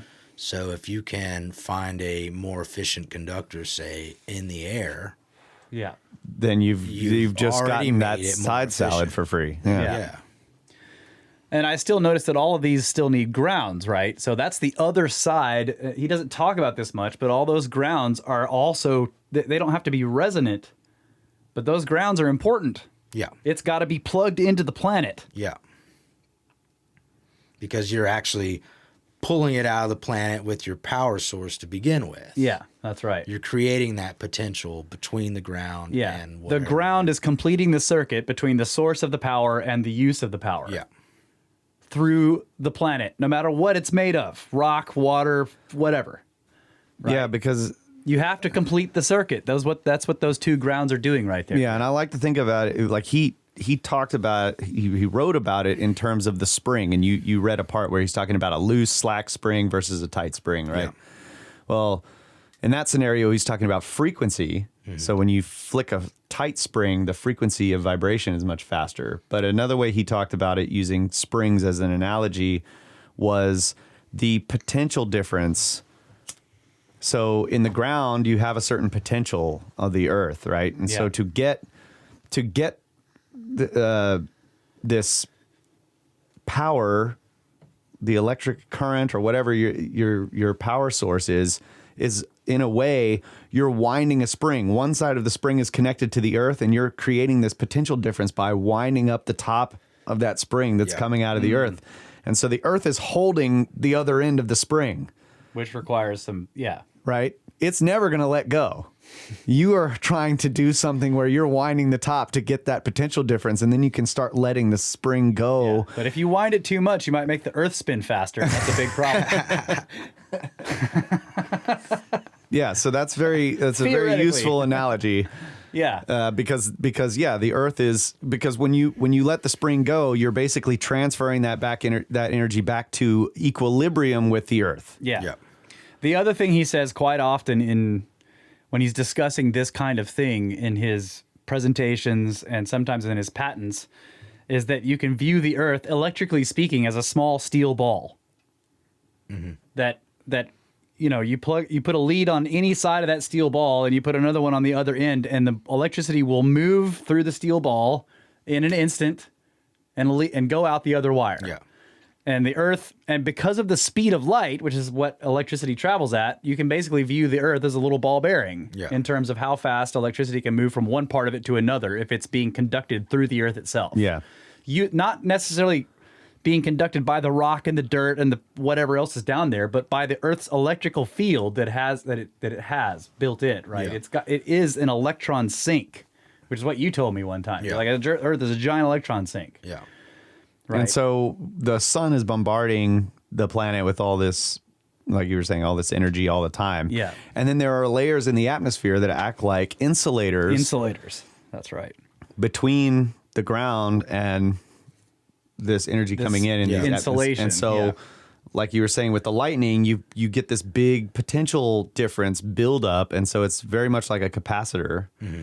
And then there's a short in the capacitor that actually connects the two plates of the capacitor together. Yeah. And that's form the of a lightning bolt. Yeah. The lightning bolt is that wire, basically. Yeah. And sometimes it's an oscillation as they try to equal out. If you watch Just like it a capacitor would do. You watch it in slow motion and the lightning spreading out, and then if eventually one of them reaches the ground, and then there's this poof, poof, poof, poof, poof as it equals out. equalizes. Yeah. Because it always goes too far. Just like a spring, like if you wind the spring and you let go, it goes back to zero, but then it keeps going because of the inertia, and it passes. Yeah, so then it goes back and forth until it calms down. Yeah, okay. Yeah. So, number one, this is not a free energy system. Yeah. And the other thing I see is people, there's always commentary that's implying that the wealthy investors didn't like this system because there was no way for them to meter it. Put meters on it and charge people Which for it. is bullshit. Yeah. You just put the meter behind the antenna Yeah. and somebody goes and checks it, which is what they do anyway. Yeah. Right now, Right. now meters the receiving antenna is what he's talking about. So that if you've got a receiving antenna at your house, the meter goes on that. Yeah. Just right behind it, right? Yeah. Just past it before all the power goes into Before your you house, start using it. which is what happens now. Yes, right. And people go check the meter, and then they send you a bill, which is well, not now because now they have radios, but that's what used to happen for a long time. Is somebody would come and check your meter, and then you would get It would be the exact same thing. Yeah, it'd be the exact same thing. And the other thing we like Dish Network does this. There's no wire connecting Dish Network to your house. It's a dish, and it's being beamed through the air, and you get billed for it every month. Yep. Right? And you can buy stuff through it. That takes internet, but it's talking to the internet through the dish. Yep. Usually. Passing information. Yeah, so I'm just saying, it isn't about not being able to charge people for it. That's Yep. also crap. I hate that rumor on the internet that it's like, oh, they didn't want to do it because you couldn't charge people You for could it. just easily build your own antenna and just start taking power out of the air. Yeah, right. Yeah. People do that anyway with power. It's Yeah. like people steal power from look at how they throw wires Throw over a hook over it. Throw the Yeah. hook over it. Yeah, this already happens. But look at the difficulty. How easy is it to throw a hook over the wire? Yeah. Versus how difficult it would be to tune build this that thing. tuned antenna exactly as it needed to Right. be. It would be harder to steal this power than Exactly. it would be to steal it from a wire that's going past Not your even house. considering how much it would cost to buy all the copper to build that. Yeah, exactly. Yeah. So that's another thing is that this system, if it was employed, would be incredibly expensive to build the grid. But when you think about all the telephone poles and all the stringing of the wires and all the trucks and everything that are designed to work on all of that equipment way up there on the towers that we have, and the what are they called? The substations. With all that substations, equipment yeah. that they have to keep replacing. I mean, yes, So, yeah. okay, it's expensive. it's expensive. That's right. I think this would probably be less expensive. I don't know because somebody would have to design it and then we'd have to start figuring out the problems, which is what we do, right? So what we talked about was how far away could you actually go before you needed another antenna? And that's why I came up with the idea of like, well, Just take all the wires off the telephone poles, coil them up, and attach them to the telephone poles, right? Well, I think because you might have to have stations everywhere. maybe. But how much different would that be? You got telephone poles everywhere. That's right. Yeah. I get the idea, though, that he's saying that the atmosphere is the free conductive lunch in this system. That's the free lunch. Right, yeah. Is that it takes the place of all the wires and all the telephone Right. poles. But the problem is you got to build the tower and then you got to charge that layer. Yeah. But he said that over time it spreads out. Yeah. Yeah. And like the question is could you envelop the entire planet with one tower? With one giant conductor. And how long would that take? And then, so let's say that you could do that, and it takes 5 years. You just you turn on that tower, and you let it run until it's completely envelop the entire planet in a thin conductive layer it will fluctuate, but the power in it will follow the fluctuations. It's not going to cut itself off. It'll be able to move around. You might have some like a volcanic eruption might cut your wire for a little while. Right, but it can go around that. Yeah, Right. exactly. Once you've got a perfect sphere, it Yeah. can go around any obstructions like storms. Yeah. That will change the frequency, Yes. which is what GMA was saying. Yeah. But if all the receiving antennas are tuned using a computer chip, which seems like that wouldn't be hard because our computers are really fast now. Yeah. And they'll just need to figure it out, and they'll tune the antenna constantly. It'll be a constant tuning that takes place. And I don't know if that'll be a physical thing or if we can now use like what do they use now instead of spark gaps? There's something else that happens. Diodes or whatever. You can use diodes like Zener diodes or MOSFETs. Yeah, so there would be some non-physical way to tune the antenna that a computer chip could do. Yeah. Basically. Yeah. And it can keep track of it up to the instant, practically however fast the computer chip can Yeah, be. yeah. If it's got a cell phone computer in it, it'll be fine. That'll be probably doesn't even need that much. Yeah. Cell phones have really powerful processors in them. Yeah, and I think really what the main difficulty there is that, say you have one transmitting station, depending on where you are on the globe, that resonance circuit is going to change, and so each place on the globe is going to be slightly different. Yeah. As far as their settings. Yeah, so the computers would have to just keep track of it. Yeah. So here's the other thing too, is that And it should most likely you wouldn't have every person in every house having their own tower. You would have your local tower, and then you would have distribution lines. Yeah. That's true. So you get rid of these long range transmission lines that have to clear cut, 200-yard wide areas of forest and go over mountains and just all, they do all this stuff to run they these build giant massive transmission lines Yeah. on So you wide could- cleared fields. at Yeah. least at Hundreds first, of miles. Yeah. hundreds and hundreds of miles. At least at first, you can get rid of those. Yeah. And all you have to do is at your local power station has a giant tower, and then bam, there's all the normal distance, residential And then you transmission still lines. have your meter, You have your meter, whatever, yeah. and you pay power company, and they maintain. And the think about that, like transmitter and receiver. if a city is growing and outgrowing its power, like its own power station's abilities or whatever, or a new power station is built, you don't have to build transmission lines anywhere. And they're doing it all the time. You drive down the highway, you see, oh yeah, they're putting up a new set of just massive transmission towers. lines going somewhere Yeah. from somewhere, or they're putting up all the windmills everywhere, and then they got to build transmission lines from those. Yeah. All those windmills have to go to some sort of central. All of that would just go away. It would just Yeah. you put a tower there. And I think that as the tech, not our tech, but as the tech for this system got better and better, you would be able to get rid of even those, and they would just be little individual antennas that would be able to finely tune themselves wherever they were. You could carry it around with you. That's what I mean. Like if you put it on a car, the car doesn't need a battery or an engine. It just needs like a motor, like an electrical motor, and the antenna just pulls the power out of the air, and you drive the car around, and you get charged for it. Yeah. Eventually, it would get to that point as long as the computers could non-physically tune the antenna, right? if you could get the receiver that low to the ground. Yeah, if the receiver doesn't have to be way up there. Yeah. Yeah. And the other thing is that, and they already do this in some ways with power lines, but you can have coexisting different frequency energies moving through the same conductor, right? Yeah. So like he was saying, one problem is what you need to run certain things, or for high industries that require a lot of power, you need a low frequency whatever. But then for like, normal house loads, or you use a way higher frequency, which has much less losses, you can run those through the same atmospheric layer because they won't interfere with each other, and the antennas just have to be tuned to the right frequency to pick up whichever power it needs. They just become a complex wave at that point. Right. Yeah. So there's a complex wave, and so you've got some towers that are designed to put out the really high voltage stuff that like big factories need. And then the other towers, there will probably be a lot more of them that are designed to put out the other things that for, residential and street lights and whatever. Yeah.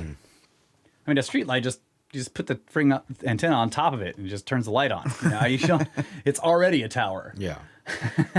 But yeah, maybe you're right. In the beginning, or maybe it would be impossible to get the receivers to that low to the ground. Low, yeah. So initially you would have power receiving stations that would power like a whole neighborhood or something. Or even the whole city, maybe. I don't know if you would want to run that much power through one thing, but yeah, you could separate them out. But to me, it seems like eventually we'd be able to get it to where, it would power your cell phone. You don't need batteries anywhere. The thing about this kind of technology, or these types of steps in technology, is once you build it and you start running it, and everybody becomes familiar with it, and engineers start using it and learn it, people start realizing, oh, I could do this, oh, I can do that, and so all these inventions get built around a certain type of technology. Yeah. Like look at computers. Yeah. First it took this massive room, and now it's like that. It is changed so massively from what the original idea was. Yeah. Nobody ever expected it. And so you would probably have, like you're saying, this would become... It would change the world. It would, yeah, absolutely. Even if it's at the beginning. It would still cost you money. That's right. It wouldn't be free. Adamu. It's not free. It's not free. So there was one other... I said I had two things, points. and I can't remember what the other one was now. So maybe we covered it. What do you got to say about it? Yeah, you said you were going to be skirp derping a little bit, and I didn't hear any... Well, no. I said at the beginning that I'm in no way skirping the idea that this isn't possible. Right. It never sounded like that, so why did you say it? I was just okay. Just you were basically precluding it with that. I'm not here to disprove this. I'm not here to skirp the idea of this. Okay. But you're not getting free lunch here. Okay, yeah. I'm a skirp on that because that's not what he was talking about. Yeah. Yeah, I completely agree. I think that was what a big point, like the two big points that were made here was that this looks like it's possible and that it's not free. Yeah. That it's a transmission system, not a generating system. Right. And I think that it's just left to be determined by experimentation if his ideas were right. Yeah. Can you ionize that layer? Can you put enough energy up there? Can you build a system that won't leak the energy out in arcing? And until you get that layer ionized and you get that capacitance between things at a distance. Yeah. That is yet to be determined. People could say, it'll never work. But it needs to be built and tried at that scale. It's got to be huge. Yeah. Supposedly there's one here. And what was the story you told? But one more thing where what happened with the power station nearby Wardencliff Tower? Oh, yeah. No, it was Colorado Springs. Oh, yeah. One night he was doing testing and he was pushing it to like some of the highest voltages he had done at that point. And all of a sudden he just lost power. And it turns out that he had burned out the generator at the power station in town. Now that is melted science, the windings. folks. Melted the windings at the power station. And sorry about that. In order to get power back, he rebuilt their their generator. Oh, okay, And I bet it worked way better Way and much better. more Yeah, efficiently. yeah. Like, oh, I'll rebuild that for you. No problem. I know why it burned up. Yeah. This is, oh my gosh. What? Your look at generator who built burned up? this. I know how it was wound. Let me fix that. Let me give you a bifilar winding on this generator. Yeah. I wonder if that generator still exists today. Who knows? Yeah. Fantastic, GMA. Yeah. Oh, thank you. That was great. So glad you finally made it back to drink your Brewpastor beers. Have you opened that second one? Oh yeah, I've been drinking. It's great. Yeah, so the watcher's Fantastic asking beers. about a glowing sky layer. I don't think that it would light the sky up. He did imply in one of his speeches that you could induce part of the sky over a city if you wanted to glow at night to light instead of having to use Like a neon light. Right. Yeah. He did say that, but it wouldn't just light up the whole sky permanently. We're talking about invisible conductance here. Right? Yeah, I believe so. It might yeah. mess with the auroras. But it just depends on where it I don't know, man. There could be patches of, gases that might actually light up because of that electric field. Yeah. Kind of like a neon light. Yeah. Yeah. It probably would do it. And I don't know, how would you control that? Like, you may just be like, you're out there one day and like, boom. You're like, oh my God, it's daylight. Yeah, maybe that would happen, or maybe they would get out of the way Yeah. because by doing that they're putting a load on the system, and that he was saying that that's self-correcting for the most part in atmospheric gases. So I don't know. Yeah, I do think that he did write about that, saying that you could illuminate could. parts of the sky if you wanted to. Right, but he implied that you would be able This to would be control it. something that was controlled and on purpose. Yeah. Well, and I think, if you do start ionizing a pocket of gas up there, because you're ionizing it, it's heating up, and it's because it's not in a contained vessel, it's going to expand and Yep. distribute And displace. and displace out into the rest of the medium, right? Yeah, And yeah. so at a certain point, because you don't have enough of that concentrated pocket, you're not going to be lighting anything up anymore. Yeah. Right? Yeah. So there definitely would be some hurdles, as you talked about, environmental conditions, mainly geographical conditions, stuff like that, Yeah. that may prove to be very difficult to overcome. It just has to be tried. Yeah, so supposedly there's one here on the way to Dallas. You can see it. If you're driving Really? towards Dallas, there's a tower that looks just like the Wardencliff Tower, and there's a company that's experimenting with the system. Really? If you work for that company, Give us a call. give us a call. Yeah, send us an email. At 1-800-SNICKBROS, SNICKANSlithery.com. I also read about a company that's working on a different kind of wireless power transmission where they're using a focused microwave beam, Yes. Yep. and they have like repeaters set up, Yeah. and they were saying that they have a laser grid, like some lasers aligned along the beam path. So if like a bird flies through and It'll- disrupts a laser, it'll shut it off Ah. and then turn it back on again or whatever. That's cool. Yeah. Yeah. Yeah. And I Lasers. think they're looking at installing the first setup in New Zealand, where they're trying to get power up on top of mountains through thick jungle. Oh, and yeah. all that. So Nice. Watcher says if we just somehow we add mercury to Yeah, the I whole know. thing, I'm saying- there you go. then Thinking it'll all the work. same thing. Somehow we need to spin some mercury. Yeah. Vaporize mercury. Just throw it up there and spin it. Even if it couldn't power cars, it could power planes because they would be up there. Yeah, you could at least use the fuel to get off the ground and That's get what up I'm saying. there, Like, and then even then if- the engines could switch over to using the Right. Yeah. And even if it could power it from the ground all the way up, I would still want a fuel tank in case something went wrong with my receiver that I Yeah. could turn on the And- suddenly start running the engines with fuel so that It's- you could land. It's yet to be determined as well as if once the plane got up there, would everybody start shocking themselves with the fuselage and all that, because there would be potential differences. Like you're sitting in the middle of that giant conductor. Well, but Yeah, you're, you would in, need to you're fly- in a Faraday cage, basically, though, yeah. right? It You have would an go aluminum around it. shell. Yeah, I don't know. might do strange And so things. you would maybe either you would want the plane would probably be above it, right? I don't know. Yeah, you can't build a tower at 35,000 feet up. Right. Yeah. So, don't know. Build it on Everest. That'll make some people mad. All right. Well, that was fantastic, They're already G-May. trashing it anyways. Yeah. All right. I think we're done. We done? All right. Anything Loved every else? minute of it. Yep. Thanks, buddy. Oh yeah, anytime. Always a pleasure. Glad to be here. Yep. All right, you guys get a hold of us, brothersoftheserpent@gmail.com. Check out the website, brothersoftheserpent.com. You know all the other stuff. Thanks to History Shift, to Jeff, all the Snake Force Discord people. Join the Discord. It's great. Yeah. And I hope Ben from Uncharted X and Jimmy from Bright Insight and George Howard from Cosmic Tusk and all those dudes have a blast in Egypt. They're there right now. I hope you guys are having a great time. Yeah, I told them we expect a full report on our desk the day Full after report. we get back. The day after we get back, yeah.